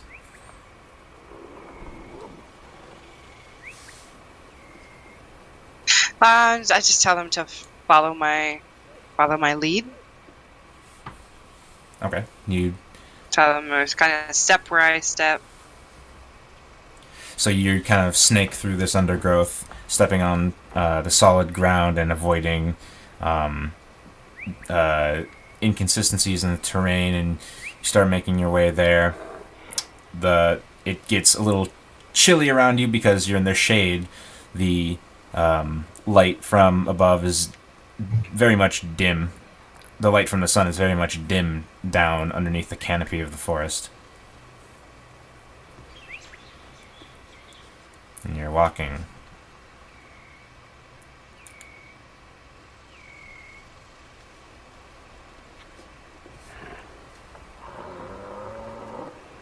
You do hear some wildlife in the distance, but it doesn't seem to be getting close to you. Can hear, but is there anything we can see? Roll perception. I will get on that train as well. Alright. It is Tadias, after about 30 minutes of walking. Tadias, you looking around and you see sort of a bush that has a color that seems sort of off.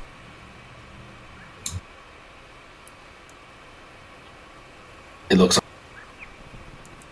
Come again. the bush color looks off, like it doesn't look like the other ones. It looks like the other ones, but it looks like instead of more leaves behind it, there's a backdrop of something. Looks like there's something behind it. Or someone. I kind of tap Illyria on the shoulder. I do a little head moving towards the bush. Okay, I'm looking towards the bush. You see what he sees. Do you keep walking? By the way, I need a marching order.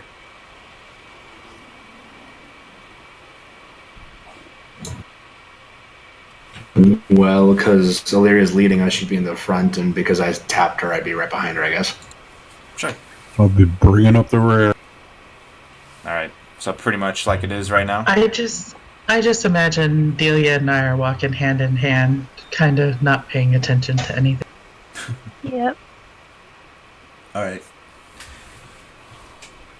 So when you spot this, do you keep walking? No, we stop. Okay. You stop. Tom runs into the back of Tadias's legs. D-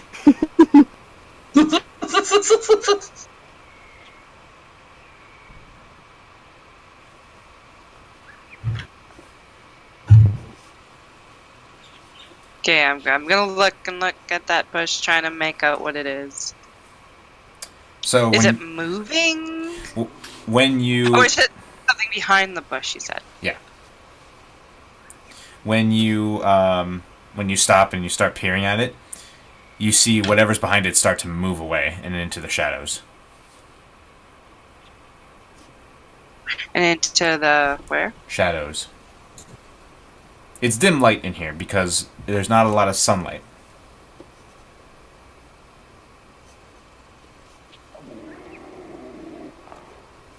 And bears are... I need to get a better music because there's always a growl in the distance when there's not in fiction. I have lions and tigers and bears. Oh my, going through my head right Yeah, now. no kidding. So how far away is it from us? I was about 50 feet away. And it's dim light? Yep. Okay, so I should be able to see what it is. It's under the concealment of the bush, but go ahead and roll a perception check to see if you can suss out what it was.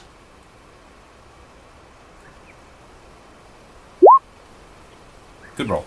So, as you start to stare at it and as it moves, you see what looks like an eye kind of look in your direction, and then as it moves away, it definitely looks like an orc.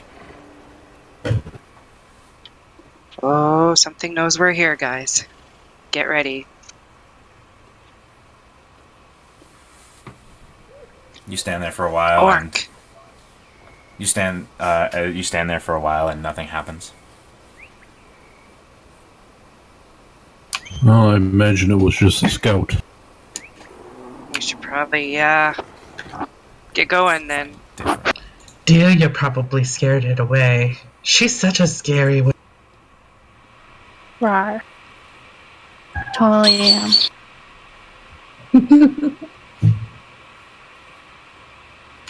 Well, I'm sure if the orc knew that Delia could burn down half the forest, definitely would be afraid.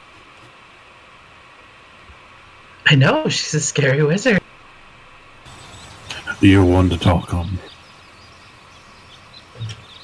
So the orc is totally gone now. We can't see it. Yeah, it is gone away into the concealment of the foliage. Something tells me we should start moving a little faster. Agreed. All right. So you do indeed start moving a little faster. So are you keeping an eye out or anything? Exactly is. That, yeah. Okay. Roll perception checks. Man, look at these rolls. Alright. So, Zachariel So and... that was for Valora, Yeah, I saw. obviously. Yeah. Zachariel and Illyria certainly aware of their surroundings, especially after seeing that scout.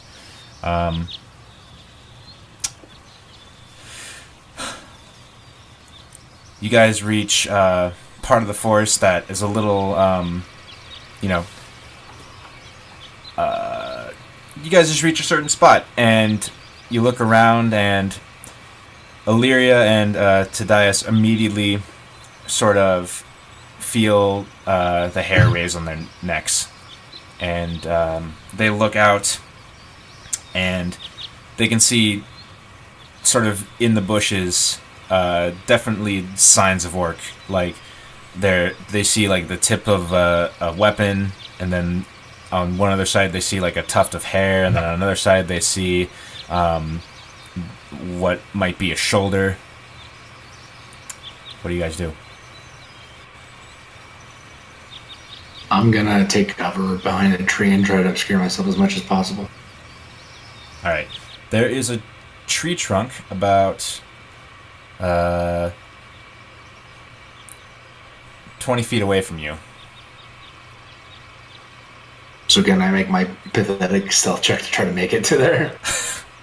Sure. Alright, let's do it.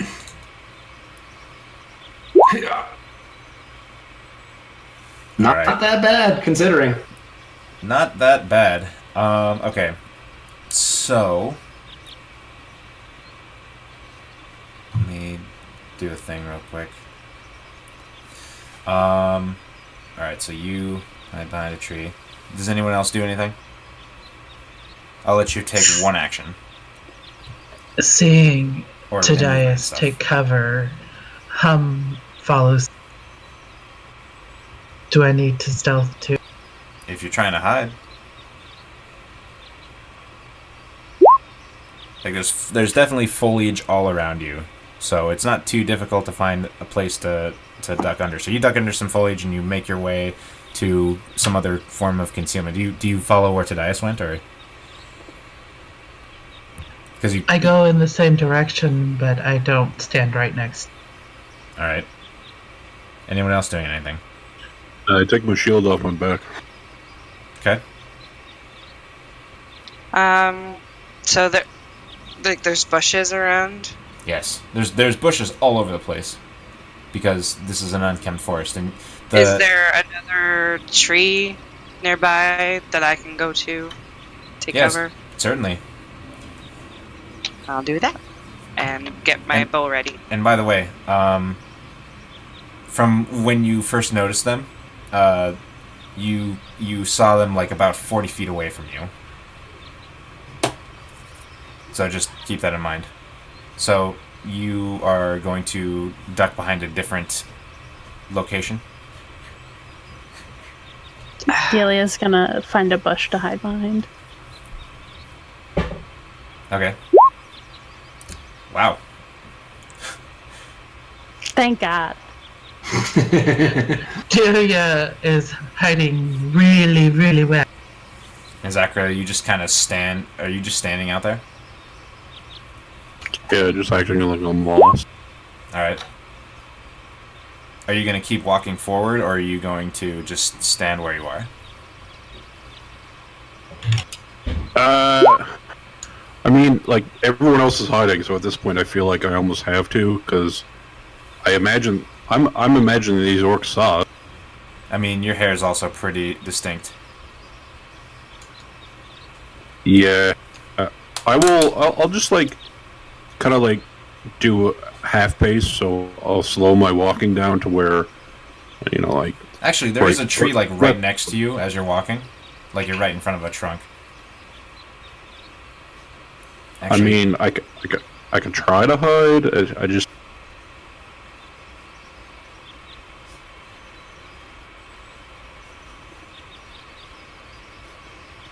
I mean, yeah, I guess I'll attempt to... I don't know how well that's gonna go. Yep. Yep. So I hide out Perfect. like He literally holds on the up side of the tree. to his face. Okay. So I guess, am I behind a tree, or? Where are you? You can see yourself now. You should be able to see yourself. So, like, these weird And squiggly... this, Those weird things are roots that are coming out of the ground, and that's rough terrain. Anything that's not... sorry, you cut off there. These are like roots coming out of the ground from the trees. They're rough terrain, and the bushes and anything that's not like flat ground like this is also rough terrain.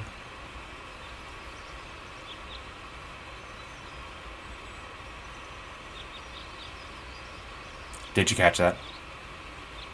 Yeah. Because I'd probably, like, I would want to be behind a tree, so would it be, I guess, near Tadias? Would that fit both of us?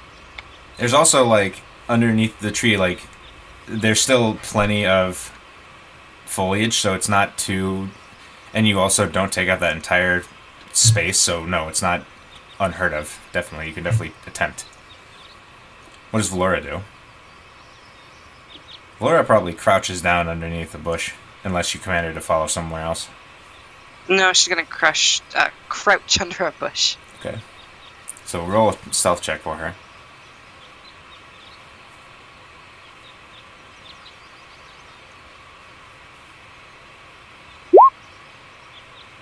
Alright. Roll a stealth check for Illyria.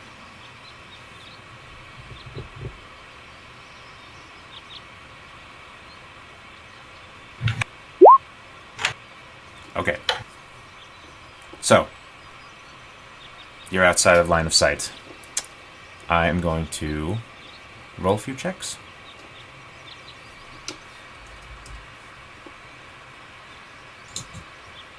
Never would hold your breath. With Hope bated, they all roll ones.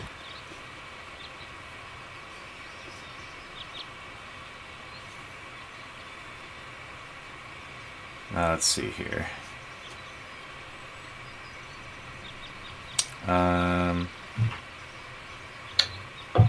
What the heck?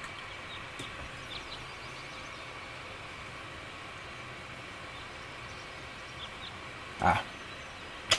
Okay.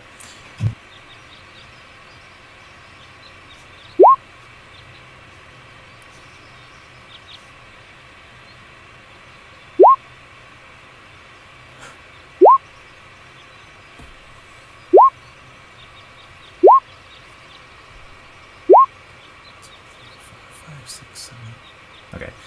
What's your passive perception, Zachriel? 14. What is Tadias's is like 16? 16, yeah. I think you have the highest. Okay. In that case.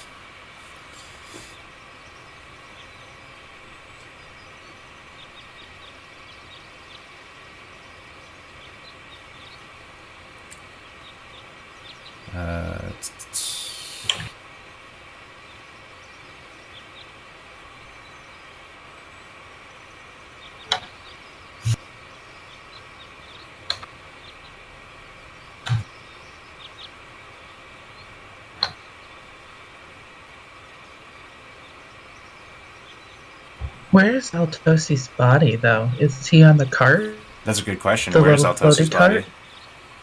Like, do you have it behind you? Should make a token for it. I'd imagine he'd be, like, behind Zachriel. Who's dragging it? Well, like in the marching order, I left the space in front of me and behind the gnomes Ah, for the coffin.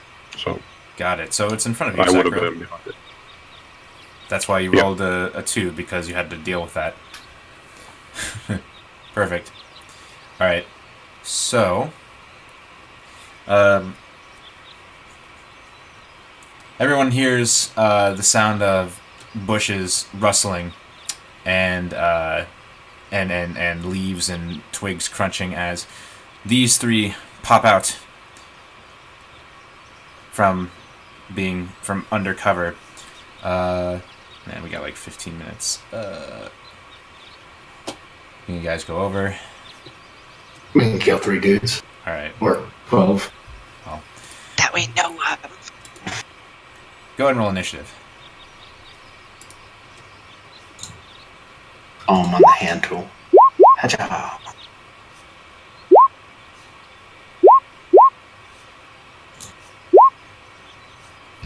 The gnomes are solid 7s. Excellent. Hey, I'm a gnome. Yes, you are! You're an honorary. gnome.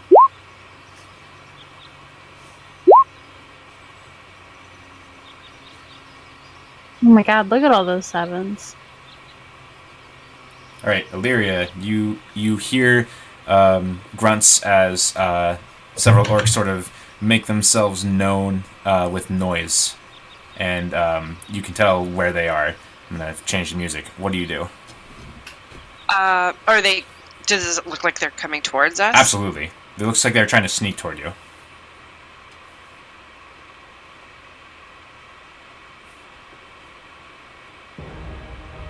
No, let's do this one. There we go. What do you do? Okay, I'm going to, I guess, shoot that one. Okay, you will be. So he has. Oh yeah, sharpshooter. Okay. So you definitely have to come out a little bit though, so that you have line of sight. But then yeah, If I poke around you can do that. the trunk here? Yeah, you can Okay. do that.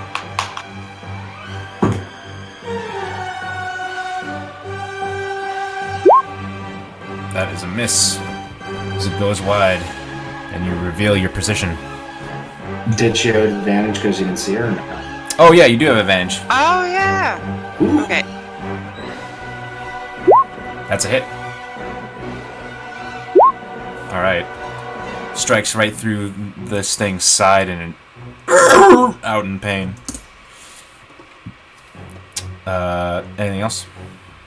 I'm going to You do have extra attack. take another shot. Yeah, I'm going to take another shot. Alright. Same guy. Okay. That is a hit. Alright, it pierces right through his skull and falls down.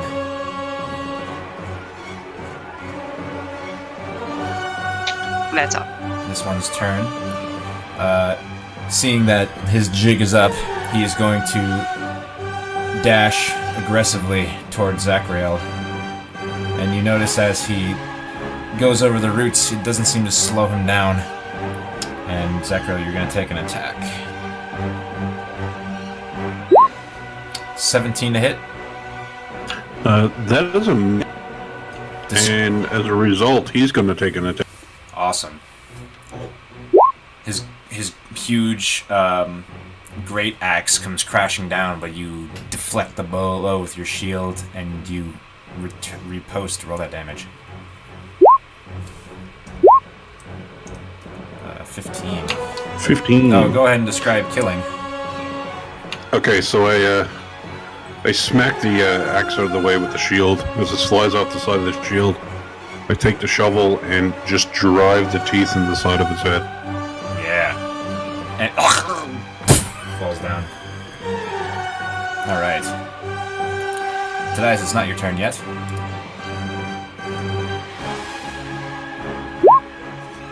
Alright. Tobias, suddenly, from behind you, this is going to have advantage because you didn't see him before he got there. Sounds good. 16 to hit. That will miss. Alright. Would have been a big one too, but he rolled max damage on it. But you deflect it. And that is all he can do. And what do you do in response? Not a fan of that, so I'm just gonna kind of grab his little ponytail and then stab him right in the chest. Alright. Oh, that's the Well, advantage. but it's 26. Yeah. Have it from Ashwood. Alright. 11 piercing. So you drive it right through his sternum, and he cries out in agony. Still looks like he has a little bit of life in him, though. Well, I'll just pull it out and do it again then. That's a hit. 8 piercing. Alright. He slumps off of your blade and down onto the roots. Oh, sorry. So I'm going to move a little bit back here. Alright. Because he came from that side, so I'm assuming if I can get here, I can get a better lay of the land if some of them come from the side. Okie doke. And then I'll be good. Alright. This one is going to aggressively dash up to Dice, since he cannot see Hum. Fortunately, you can't take an attack of opportunity, Hum, but he's right next to you as he bears down on Dice. This is not advantage. Huh? What about Valora? What? Yeah. Oh yeah! Valora Yeah. could, certainly. Yeah, she's gonna take a swipe. Go for it. That is a miss. She tries to swipe at it, but she doesn't seem to find any purchase as his orc legs are... Does she have? Oh, she would have She like crouched? She would have advantage, actually, because she's hidden. Sure, roll again. Okay. Gosh. Too bad. Too bad. As to It's like the Dice, third time she first missed. attack. 19 to hit. 19 will hit, but I'm going to use a reaction to cast shield. Okay. Bears down and it connects, but the arcane force bounces it off. That's all you can do. Zachariel, it's your turn. Alright, I'm jump over this court. And as he kind of gets repelled from the force of the shield, I'm going to take that moment of him being slightly off balance to try to knock him down. Alright.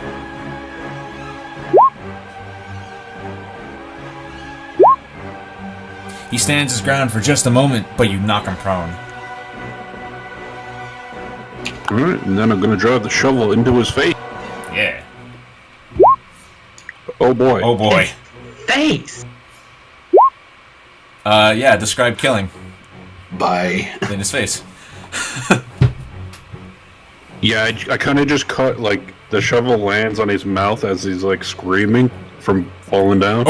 And just cuts the whole top of... And blood just pours out into the foliage. You're watering the See, I can- forest. Yeah, give him back to nature. I can't see anything else, so that's going to be a I fight. wiped a little of the blood off my face that he got on there. Thanks. Alright, Delia.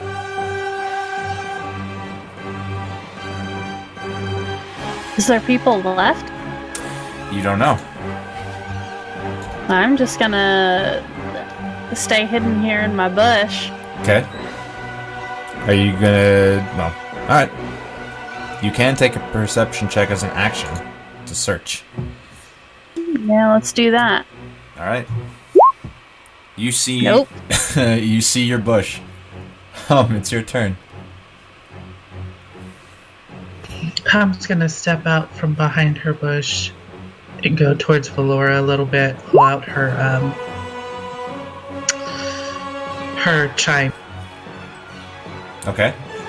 hold her chimes in action just in case somebody comes out. Alright.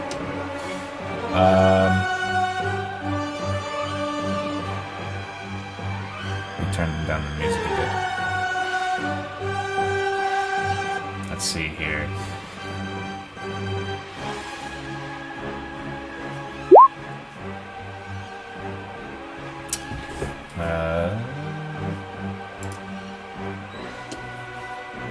Zachariel, you hear noises, rustling coming from where Delia is, and sort of through the brush you can see this one.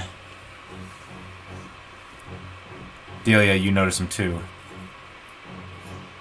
Actually, what's your passive perception, Delia? 10. Oh, you don't see him. Tadias does, though. Do you shout anything out? Oops. I I mean- kind of can't because I technically used my reaction already. Ah, okay. then Delia, this attack will be... Huh? Can you use your reaction to alert people? It seems like something that would be kind of. I mean, in that case, yeah, I'll use my reaction to alert her since I see him. Also, he can't see her, so he's going to actually be walking past her. And... Oh, I go to like shout at her, like I do that, like, and then he walks. He walks past her, and like he's... You see him... Your passive perception is 14? Yeah. Okay, so you can see him too. He rolled 14. So he starts coming closer. Still thinking he's hidden. Jumps out from the brush, but you're ready, Zachriel. 17 misses. This miss? Seeing that he walked that close to me, can I ring the chimes at him? Sure. Roll that d20.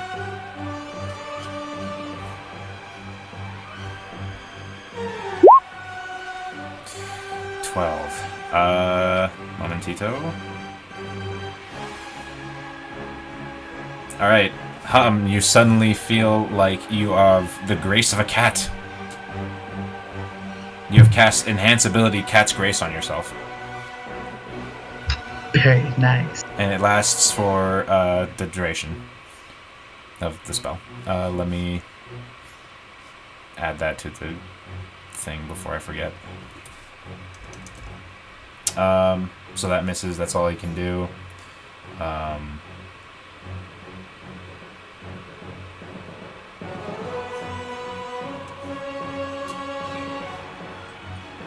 Stand by.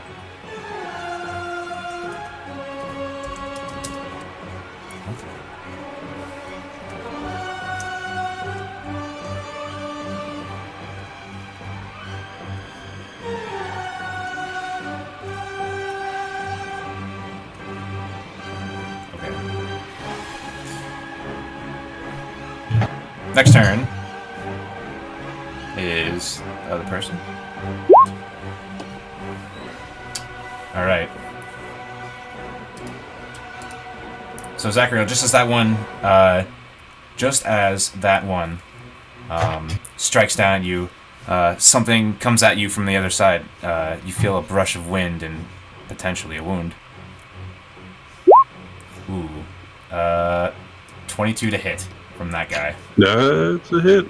So as you're distracted by the other one, this one comes slashing down. You take 9 slashing damage.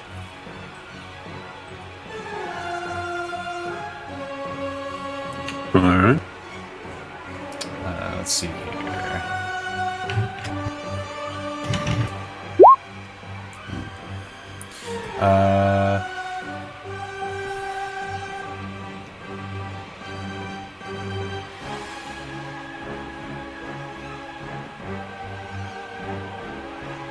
Alright.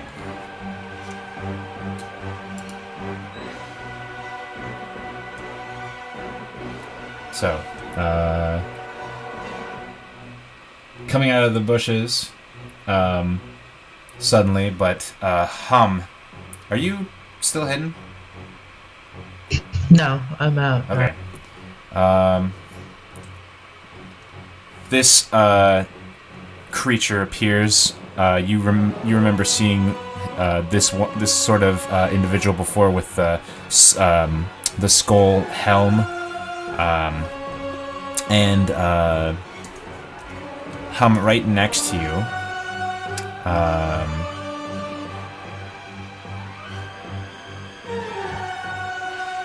a spectral-looking spear appears, and it attacks you.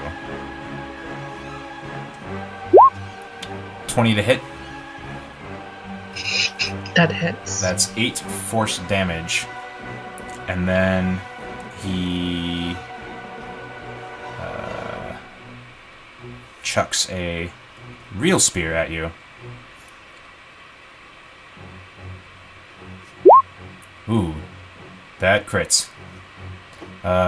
Dealing 12 piercing damage.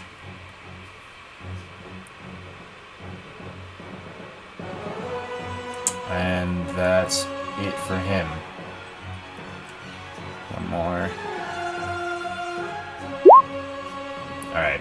This bumbling oaf rustles through the undergrowth, and you can see him sort of walking up this, or sort of dashing up this way, getting to here, and you see him, Zachariel. He's not flanking you, so he doesn't get a bonus to this. 21 to hit. Hit. 6 slashing, and that's all his turn. Illyria.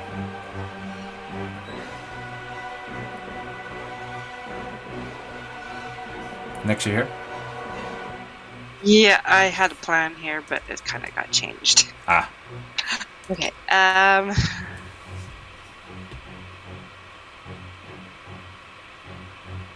So the guys by Zachariel, do they know I'm here? Did you hide again, or were you still? You No, went. I got back behind. Well, because of the angle, I'm gonna say that they do know you're there. What was that? You cut out. They do know you're there.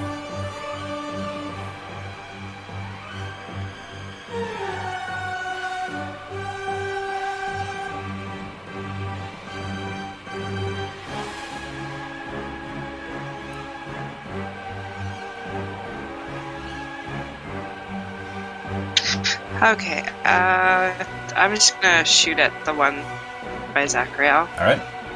That's all of them. This one? Yeah, sorry. I thought I did All right. mark it. Sorry. It's cool. Yeah, green. Roll your attack. That is a miss.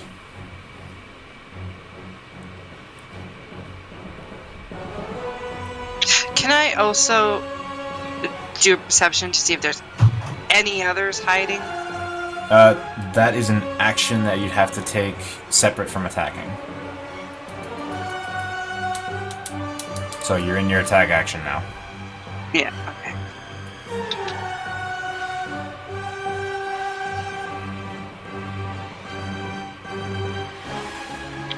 I'm going to try attack the guy in the green again. Alright.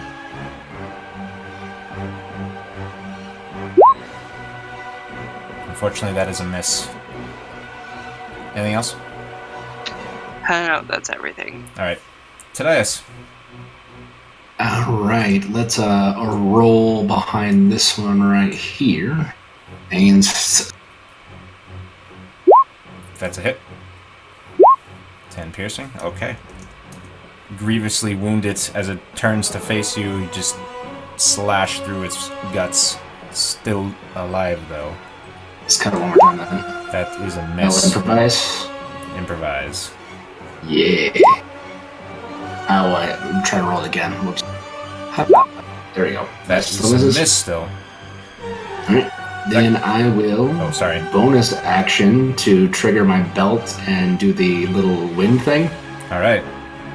So I don't get any opportunity attacks, so I will use the rest of my movement to get here between them and Delia. Okay. That'll be it. Alright, Zachariel. Alright, Purple's the last one to hit me, so he has earned my ire. First I'm gonna try to knock him broke. Alright. Do as I do. You knock him prone. Alright. And I look at Tadias, and I smile, and I plunge the shovel down.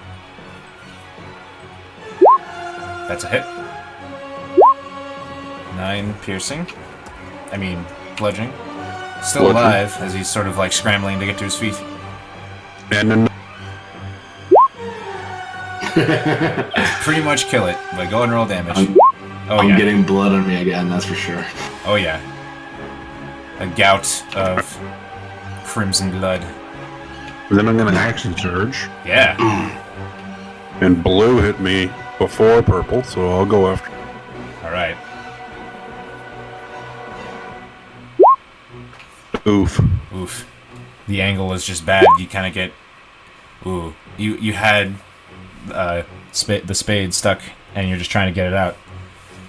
Unfortunately, both of those miss. Delia. Good action surge.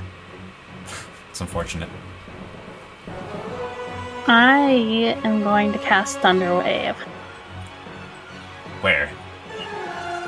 Right around, like, Tadias is one corner, Zacharias is the other corner. Okay, and you sculpt them out. Got it. So Right. con saves. Oh, they both fail. Go ahead and roll that. Okay, well, they're dead. They're dead. Boom! And they just smash against the tree. This one kind of like... Zachariel, you're almost not ready for this, but it just kind of flails into you, and then it dies. Whoa, what the heck? Whoa, the token disappeared. Neat. Alright, well, anyway. Zachariel ate it. Ate it. No, it's under the other one. Oh, is it? Oh, got you. Okay. Alright. Or anything else, Delia? Let's go ahead and do Blade Ward. Okay.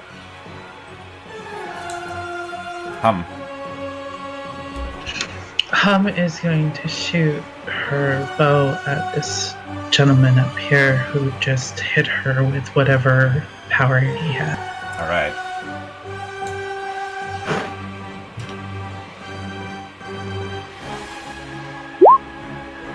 That is a miss.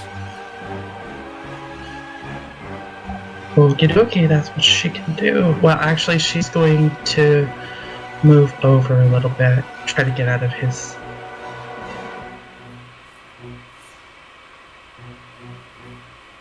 And that's it. Alright. So it pulls another spear out of its pack, and seeing Hum go away, it kind of moves its hand, and is this on the GM here?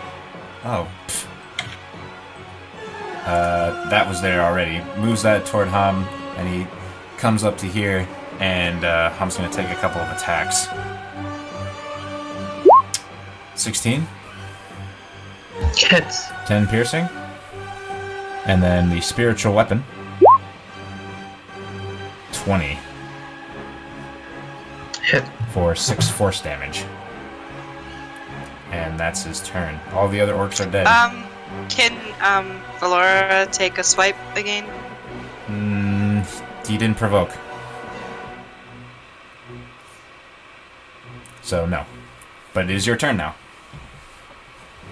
Do you command Valora to take a swipe? I'm gonna command her to take a bite. Alright. She's gonna jump up and try and bite him in the neck. Alright. Does he know that she's there? Nope. So you have So I advantage. do advantage? Yeah. That's a hit. 7 piercing. Alright. Sees Valora. Anything else? And then I'm gonna try and get him. Alright.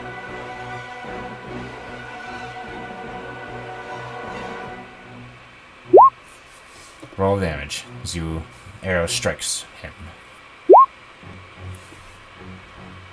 Alright. I believe that is your turn, unless you're moving. Just move back behind the stump for some. Alright. Tadias. Alright. Let's just wolf in right behind this guy. And we're going to cut at him. Alright. And this is a good time because I'm going to get the 2d8s from my... Oh yeah. Yeah, alright. Just making sure that's how it worked. So that, and then I guess I'll use my exploit die for the d8s from the Zephyr Belt. 8. Alright, so you don't kill him, but you strike in with the wind behind you, and he turns around and looks at you. Alright, and just as I lift up my dagger to just stab right into his throat, I say, I don't think any of us speaks orc. And I stab into it. And roll damage. You kill him. and he kind of slumps down on your blade. The spear, the spectral spear, disappears. Are you alright, Tom? That hurt. Use my healing hands. Get you 6. Thank you. You might need to do yourself up a little bit as well, but should ease some of it. I use my cure wounds on me. Look over this lad and see if he has anything that looks interesting. Aside from the weird headgear, nothing really of note. I'm taking said I'm taking. Be glad I'm not wearing his head. Would you like to? It'd be bloody, but I can arrange this. It's okay. You'd make a I'm nice already necklace. scary. I'm not seeing any things on this that lead me to believe they were working with or around anybody.